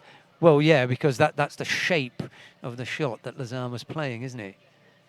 Big sweep there, deep backward square. Comes up and there it is. If he runs in hard here, he'll just keep them to 1. He does. Two bounces into the wicketkeeper. I prefer 1. I don't know about you. Any day, because if that ball is to beat that fielder at backward square, then that's runs. That could possibly be 2, or even roll into the boundary for 4. 22 for no wicket. We're in the 4th over. We've got three left. I think, if I'm not mistaken, they were up to about 45. We're getting a little drizzle here. We've had drizzle a couple of times over the week, and it normally lasts for a couple of overs, and then we come back. We haven't had. This one seems to be just a little bit heavier. Yeah. But the umpires are still on. And then we had one that was quite light, you know, a little bit like this, and then blew over. Oh, that looked good. There was a shout there, yeah, I thought so. Kept low on him, and he's gone. Ronaldo has been sent by the umpire. It did look like a good shout. I mean, it's difficult to tell from our position, but the whole shape as he just took a step across his trying to work that on the leg side as well, instead of, again, playing straight, playing back to where the ball came from. Because if we looked at the angle at the left-handed Lizama, it was going into his leg. Yeah. And now the right-handed And the right-hander comes on, yeah. Tries to play to his leg. And I mean, am I labouring the point too much? But if it's going to hit you low on the pad, is that not something that you want to be, you know, playing forward to? I agree. I totally agree. At least give the umpires that extra thought of where would it have gone? Yes. Yeah. Yes. Whereas if you're stuck in the crease, it hasn't got that far to go, has it? Yes. I think we may be lucky. Stacey Ann, what do you think? It's lighter than it was before. Well, when you look up at the lights, you can see almost every drop of rain. It's got that horrible look of it raining very heavily, and all of a sudden, there's nothing up there. So we may have escaped that shower. 22 for 2 now, isn't it? Yes, it is. Oh, no. Who did we lose then? For 1, beg your pardon. Yeah, it was 22 for no wicket. So we just had the 1 wicket. The 2 Lizamas came to open, so correct. My mistake. I misled Stacey Ann there. My fault. Sorry. And Ned is in again to continue his over. Damian Ramsey it is, who connects with the first ball, and he hits that down to the man at long off. They come through for 1. 23 for 1 now. We've got 1 ball left in the over. The target, remember, is 92. We're being attacked here by some rain flies. Must be your perfume that they're attracted to. I'm not wearing any. And that towel has come in quite handy for Ansel. Oh, leg side again. I can't believe how he's escaped 3 balls down the leg side. Because he's hit the pads each time. You know, so he's been quite lucky, hasn't he, too? And the batter has attempted the same shot every time. all 3 times. Right. We can have a look at the overs comparison. 42 for 2 at this, 47 for 2. And at this stage, 23 for 1. So no problem with the in guessing who's ahead at this stage. It was just that they slowed up, didn't they? Whereas Islanders are going to look to put the foot on the gas at some stage. And Rangers would be quite pleased with the score at present. You said something really important was, who's going to come on to bowl? Who's going to take up the attack after Stewart? That's going to be key. I think it's one of the youngsters, if I'm not mistaken. And there you can see the captain, Nathan Stewart, having that conversation with him as the line and length and probably some field placing. It says Lynn on his back, doesn't it? Well, that will go up there shortly.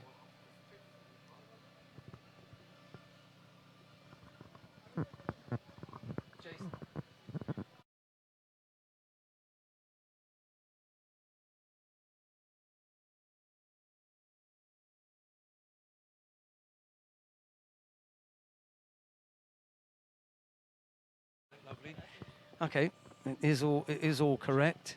Stacey Ann, you got that one. Orlando James, a.k.a. Lynn.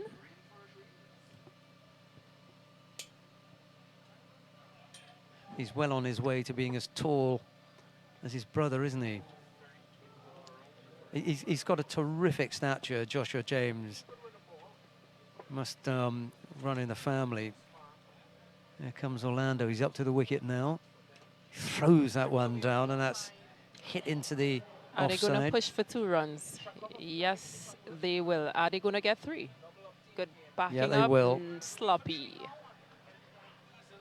Comfortable 3 runs. When the totals are not that big and you have to defend a total where every single run counts, you can't afford that. Needed a better throw in from the deep than that. I just hope that complacency is not stepping in for Rangers. Lazama waits for the second ball of this Orlando James over. That's full. He drives that down to the man at long off. They come through for 1. And well fielded. Yeah. Just keep things in front of you. And you see with that little drizzle a while back, Lynn now has to dry the ball before he's able to take up his mark for his run-up again. Very difficult on that material as well to soak anything up. Short and pulled away. There's a man down there in the deep. They come through for 1. It's a really lovely shot for 1, isn't it? Correct, and I think that's poor running. You needed to put pressure on, I mean, let's look at the score. You need to put pressure on the fielders on the outfield and start pushing for 2, because these seem to be too much more fitter guys. Yeah, I think what happens sometimes is some of the less experienced players only run the first one moderately quickly. But where really the first one has to be run at breathtaking speed. And always looking for the second. At which point you can then say no or yes. But you create the second run by having run the first one quickly. There comes James again. And that one gets past the diving James, and they come through for 1. Another again. Single. Yeah, no real harm done yet. at 29 for 1. And I think that's the problem for Islanders at present. They need to start pushing some more. Yeah, it's a big heave, but you're only getting 1 run for it. And you need to start picking up twos. You need to start playing much more sensible cricket. Because if you look at the leg side, all fielders are on the boundary. So you can play at moderate hands and push for 2 runs. Yeah.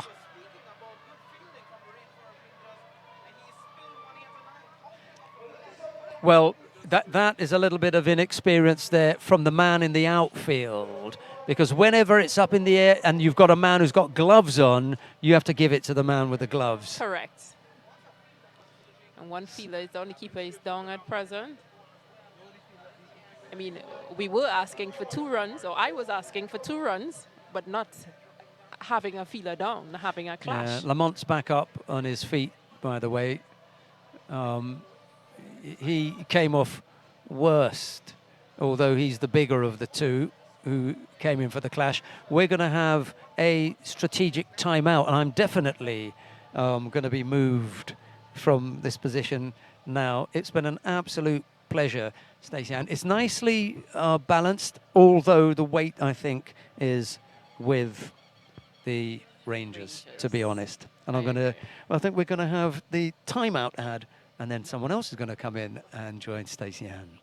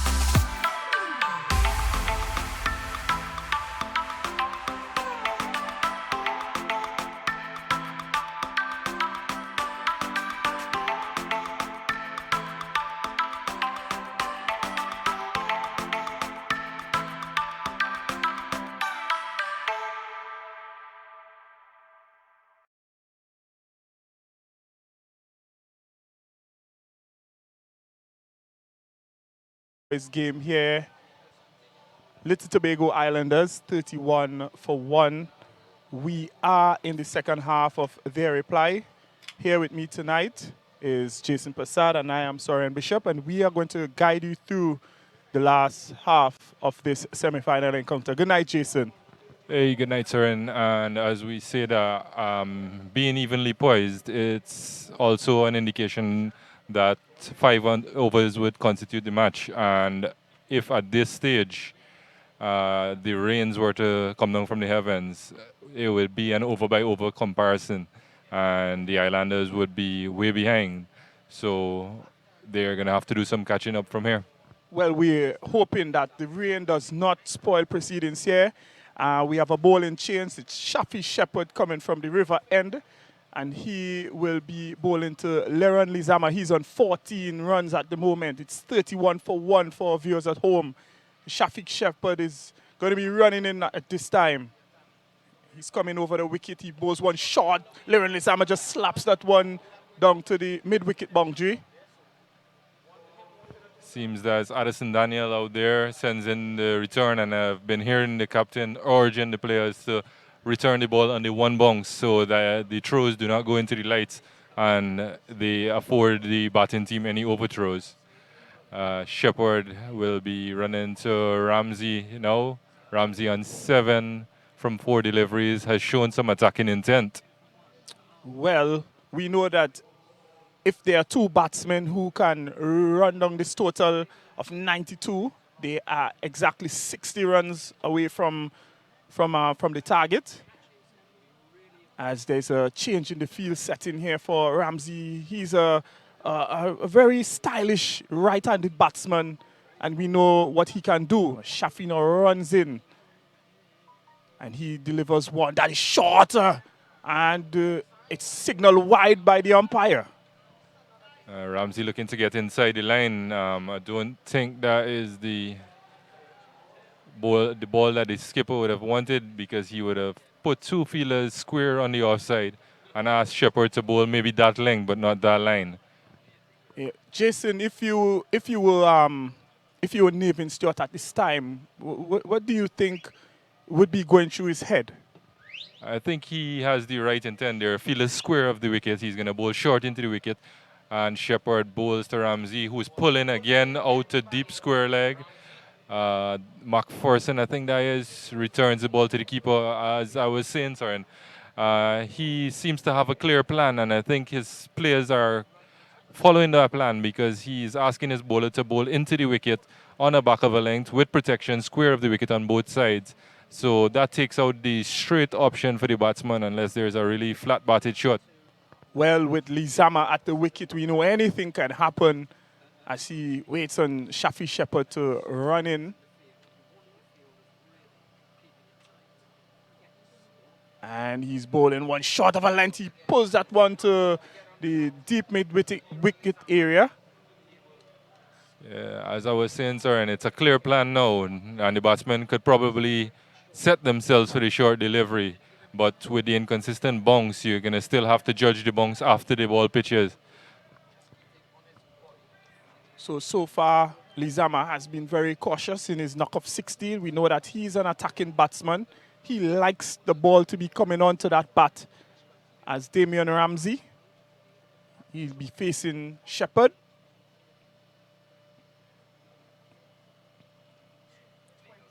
And you'll see that there's no cover. There's cover on the boundary, and actually that's being changed now. Skipper Stewart is bringing in the cover into the inner ring, and there's a cover sweeper and a cover point as well on the boundary. Shepherd runs in now. He bowls one just, and he hikes that one.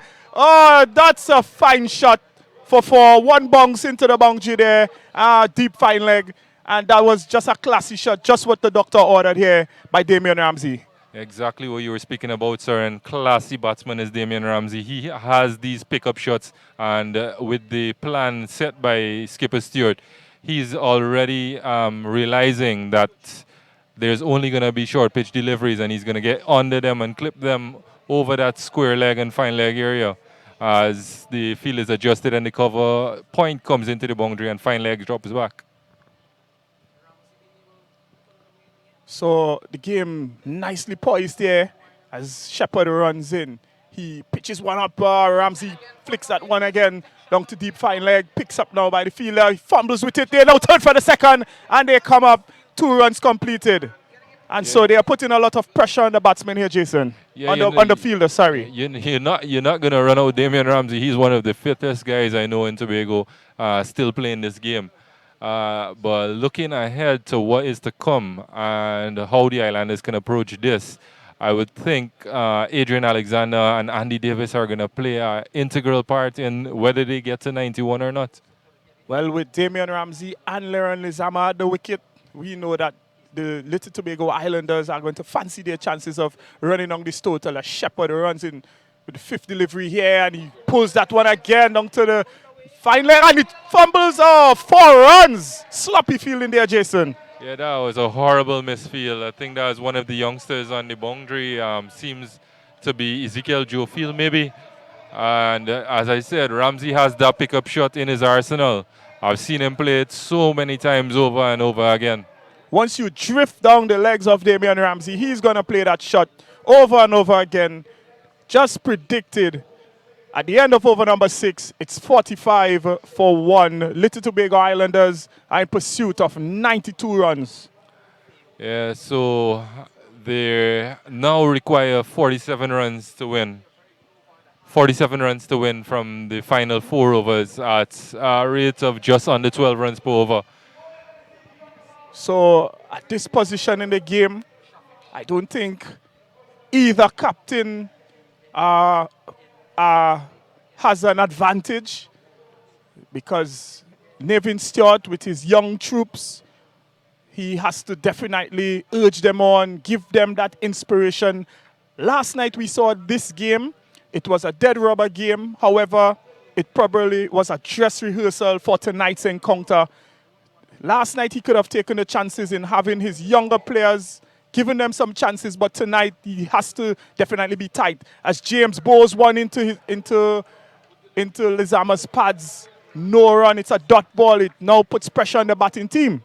We might have seen it as a dead rubber, but from information that I'm getting is that had the Rangers won last night and finished second and there was a washout today, they would have progressed to the final. So Islanders would have probably known that, and that's why they pressed on to look for the victory, whilst the Rangers were more given to the younger players. It's good to see Nevin Stewart just talking to his bowlers, to his team. He has a very young squad, meshed with some experience as Lynn Orlando bowls one shot. He's been pulled to the, is that mid on? They ran two there comfortably as they think about the third, but didn't go for it. They just got two and they're satisfied with that. Pushes the score to 47 for 1. And you can see the double teapot from Stewart because he's been asking his fielders to throw the ball in on the first bounce when they're returning it, because once those balls get into these lights, which are not very high, the keeper could lose sight of it and you're going to result in overthrows. As James is in and bowls to Lizama. This one is on a length. Lizama is driving. Stewart gets around and takes the catch at cover. That's the end of Liran Lizama. And he will not play another part in whether his team gets to the final or not. This is an important wicket here. Orlando James, bowl into the captain's plan.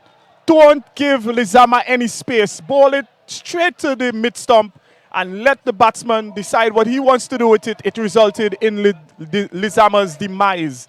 As Adrian Alexander now comes to the wicket, he replaces Liran Lizama, who was bowled. Orlando James caught. Nevin Stewart, very fine catch there by Stewart. It's 47 for 2 in over number 7. We would have seen Alexander struggle throughout the tournament. Last night, probably the first ball he is middled, went straight back to the bowler, and Addison Daniel held a fine catch. Could this be the night that Adrian Alexander comes good and takes his team to victory?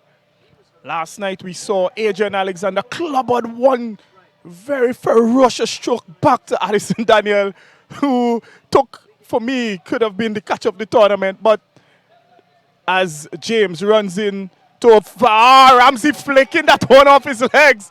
Oh my, oh, that's an interesting stop there, Jason. We must tell our viewers that there was a slight drizzle, so the ground is a bit slippery. So it's going to be some kind of, it will take some very classy fielding now to stop all those balls that are in the outfield. Yeah, Skipper Stewart almost overrunning that one, but put on the brakes and got his hand down just in time to keep it in play as they cross for one. Ramsey with that classy flick again. So I think that the team that senses that they have a slight advantage would be Nevin Stewart's team as Lynn runs in. Oh, Adrian Alexander didn't get to middle that properly, but he hits it to mid on for 1. He gets off the mark. It's 49 for 2 in over number 7. I think this is going to favor Alexander. He likes throwing his bat at the ball. A lot of the times we saw him fail in this tournament, it was because he had a lot of overs to bat and probably overthinking the situation. But looking at the scorecard, Søren, I'm noticing that Orlando James is about to finish and there hasn't been a 5th bowler yet, so that could be something for the batting team to think about. Well, Orlando James now coming to the end of his spell. He is going to end over number 7. It's 49 for 2.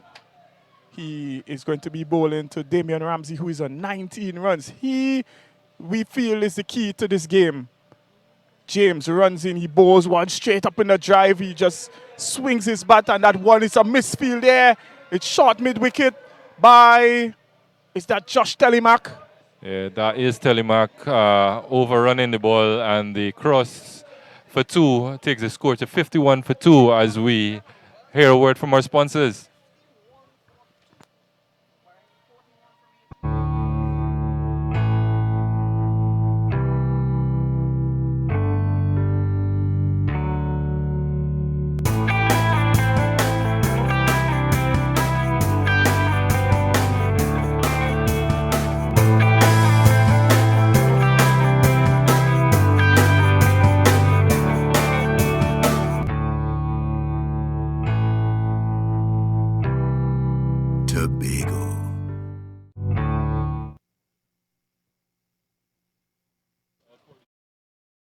So, with 3 overs to go, 18 balls left in this inning to decide our winning semi-finalists, who will then move on to tomorrow's final versus the Buku Reef Divers.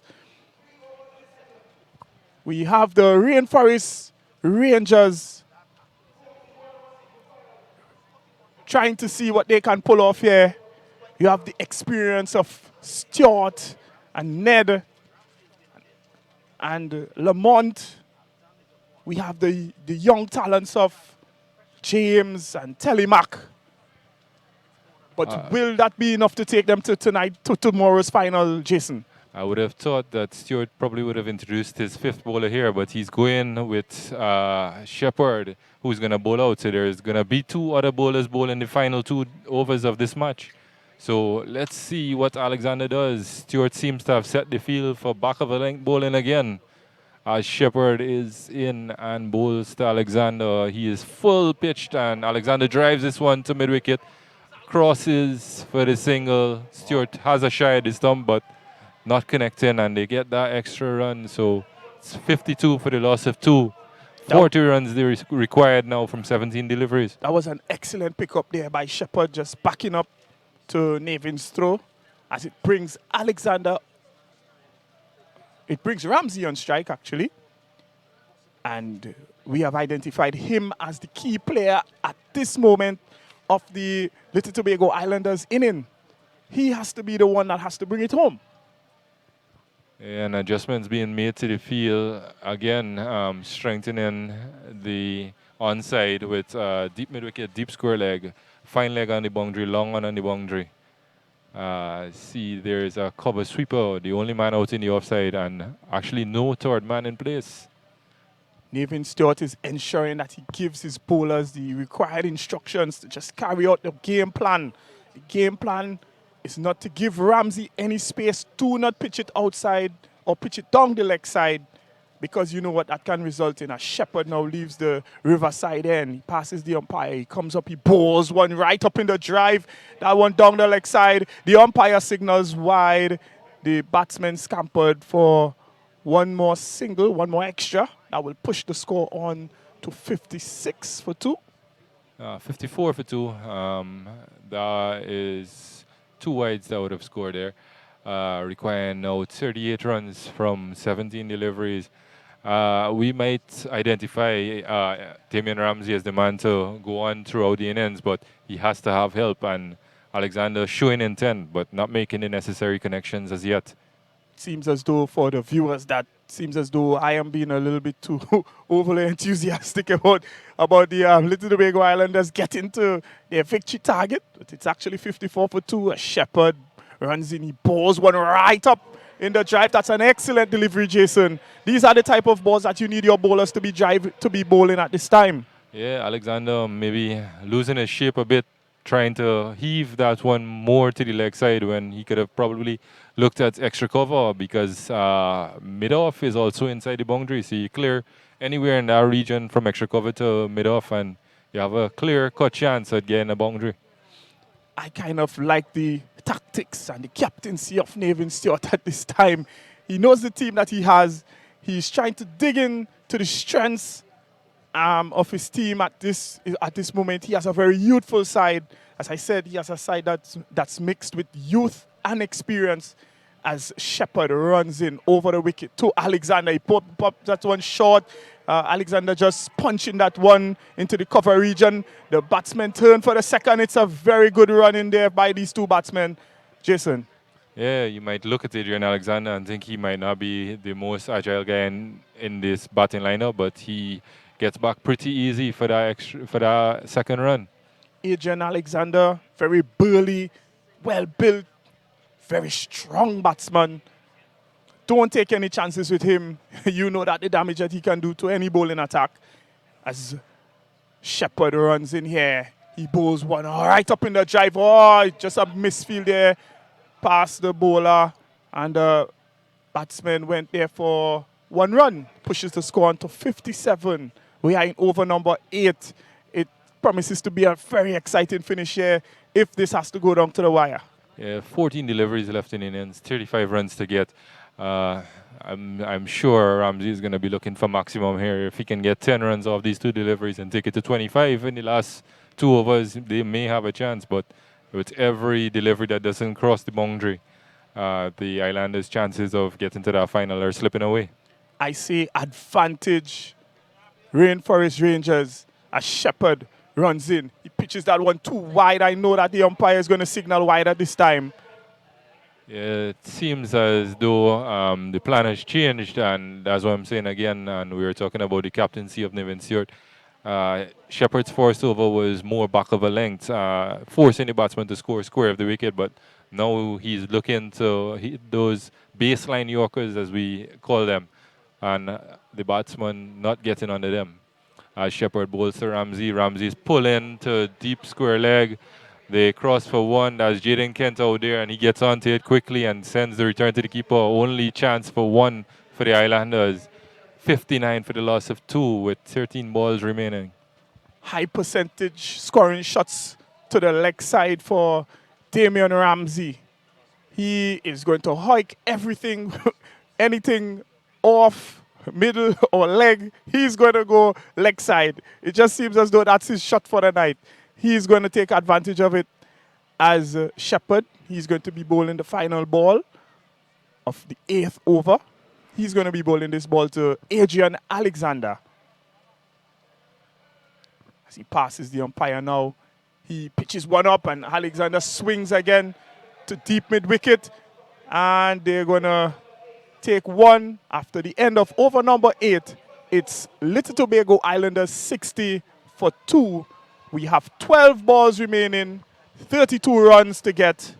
This is set up here for a nail-biting finish. Don't move from your screens, viewers. Yeah, this is going to...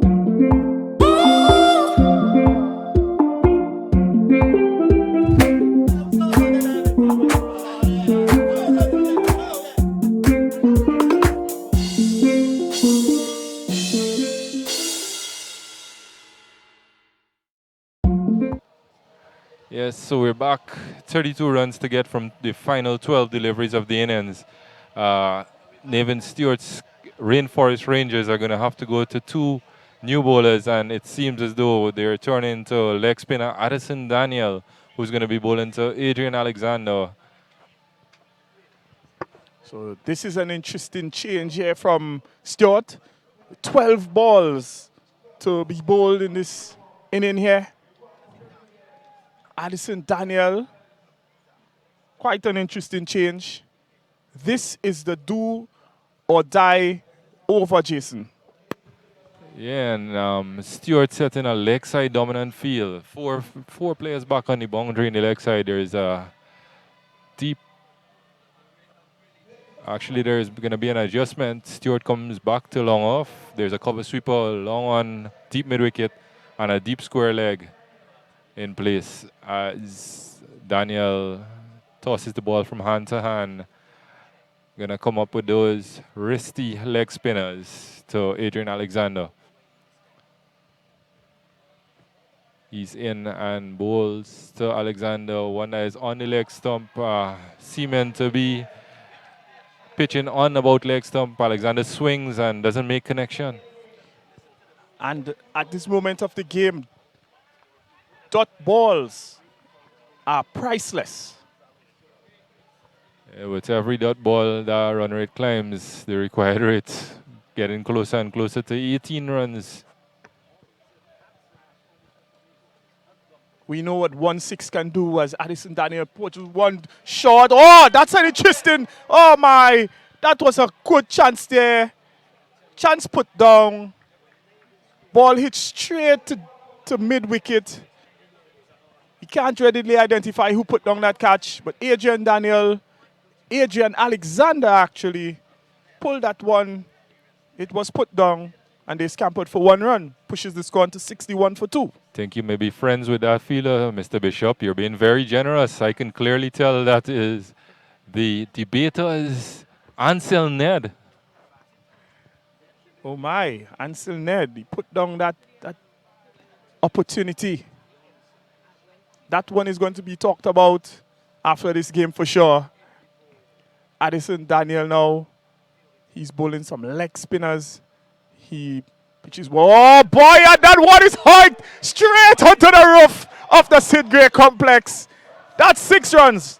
That's Damian Ramsey for you. And you're saying that he's favoring the leg side. That one was pitched maybe outside the line of off stump, giving Ramsey the chance to free his arms. That signature slug sweep lands on top of the roof. I might have hit one there last night, Mr. Bishop. I saw that one last night too. The umpires would have to send out a new ball. Anything on the Sid Gray complex is considered lost. Yeah, Stewart encouraging his bowler now, Daniel, to get it more wicket to wicket and don't give Ramsey the room to free his arms. This has to be the over that Damian Ramsey and Adrian Alexander goes after the bowling attack. Has to be. I don't think they have the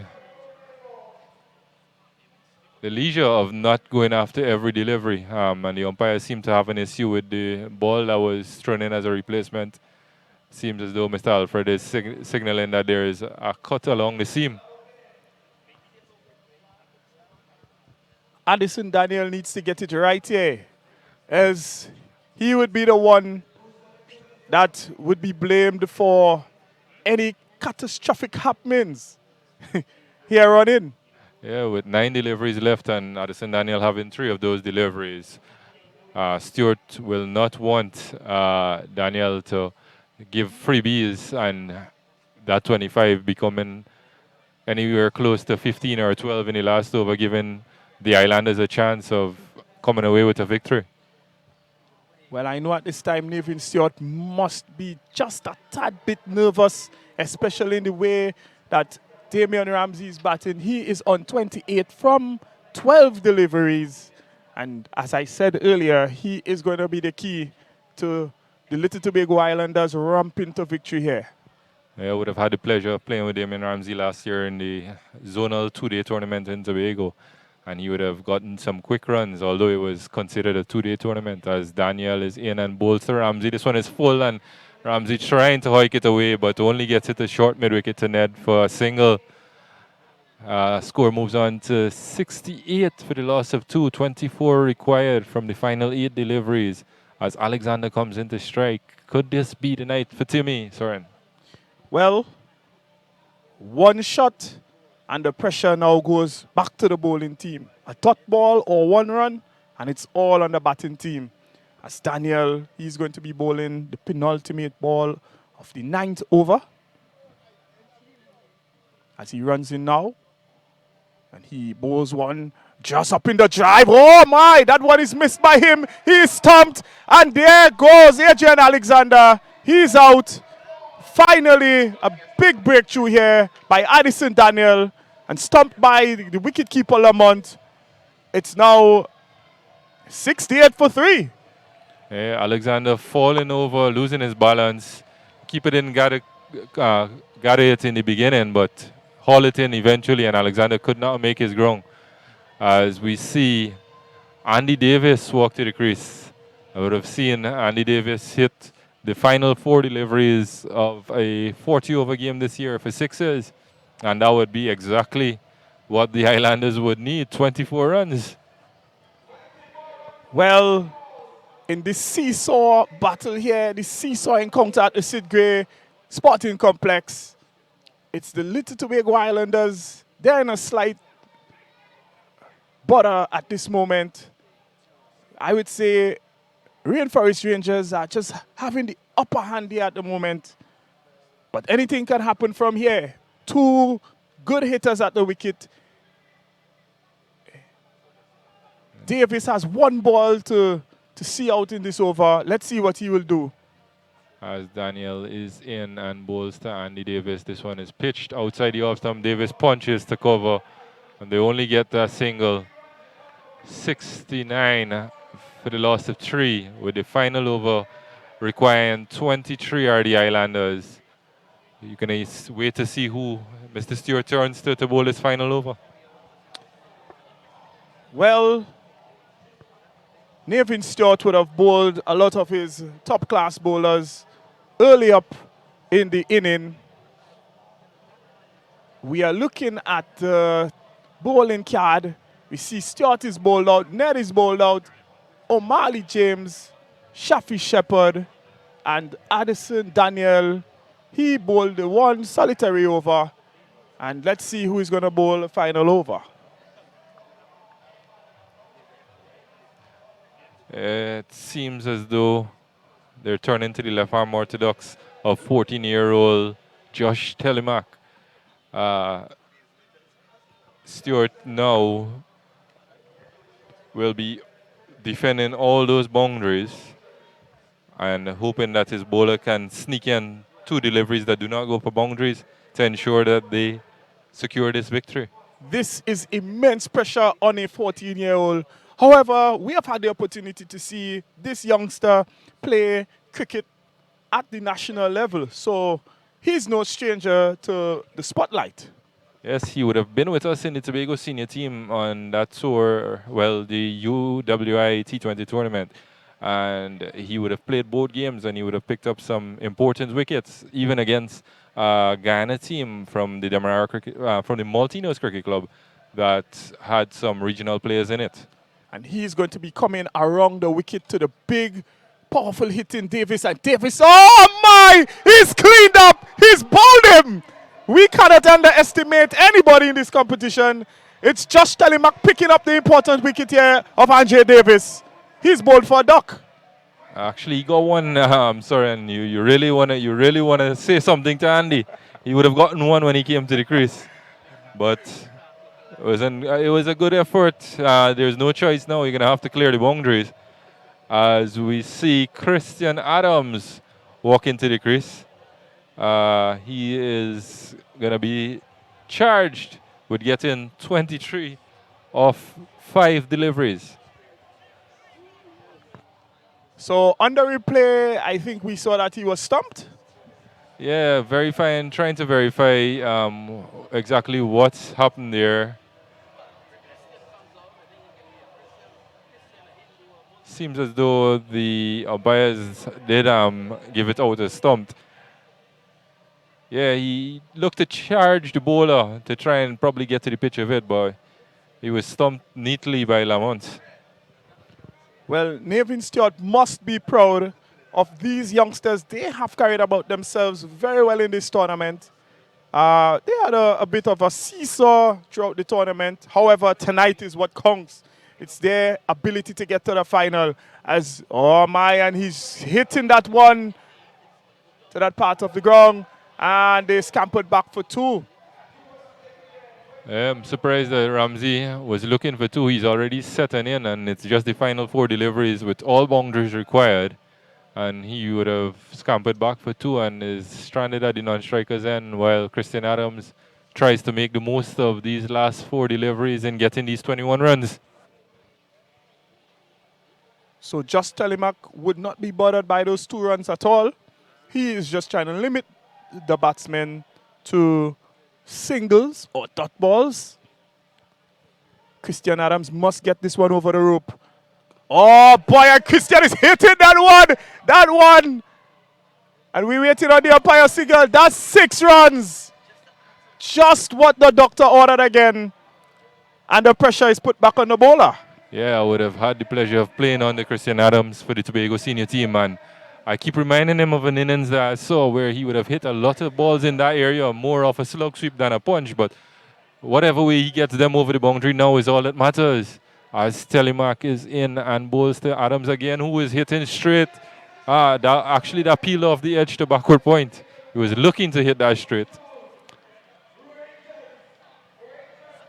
Well, based on what we are seeing and what you are viewing at home, it's 14 runs to get from 2 deliveries. How possible is this? Yeah, there's going to have to be an extra delivery, and I know that Captain Stewart will be reiterating to his bowler, no wides, no balls, and you're going to be home safely. Well, this is interesting here as Just Telemark comes up. He bowls one, and the batsman just crossed for one. This game could be good as gold, Jason. Yeah, it was probably good as goal the delivery before, but you never know with this game. So 13 runs required from the final delivery, and Rangers are marching into the final. This is excellent captaincy here from Nevin Stewart's team. And as Josh bowls one, oh boy, he bowls that one into the pads. And that's victory for the Rainforest Rangers. It's a team full of youth, Jason. And Nevin Stewart must be proud of his youngsters. Yes, these youngsters would have come into this tournament, as Stewart would have said at the draft, that these are youngsters he did not expect to be drafted, and he wanted to give them the opportunity to play in a big tournament like this. I would think that getting to the final is all that he would have asked of them, and they're going to prep now for tomorrow's final. And if they can pull off that victory against what was once the undefeated Divers, they're going to have a great showing of themselves.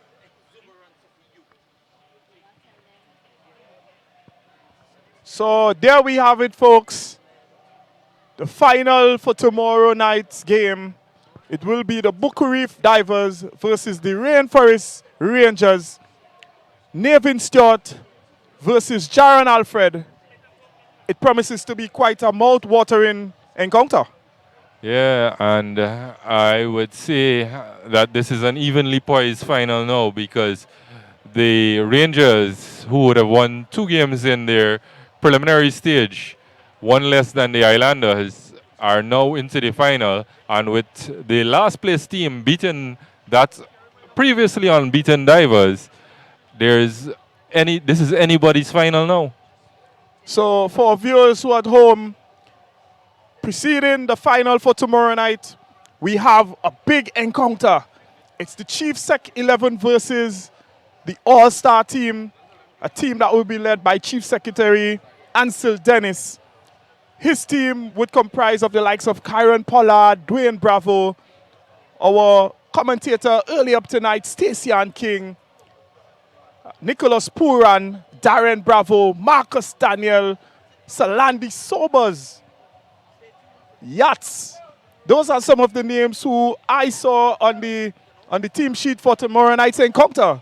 What are your views for that match tomorrow night? It's a star-studded team.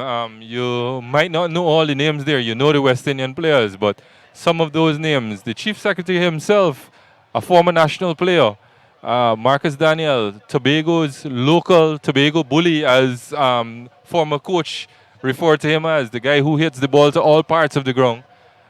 Playing against a team who now will come from the Fort King George Gunners, and the losing team from tonight, the Tobago Islanders.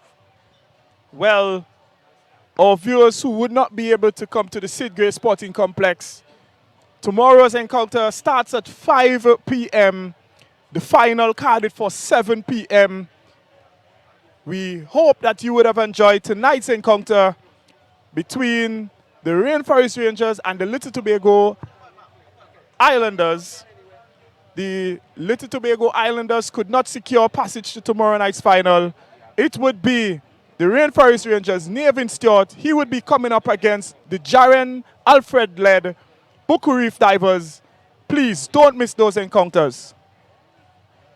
That's it here for us tonight from Tobago Sports Live.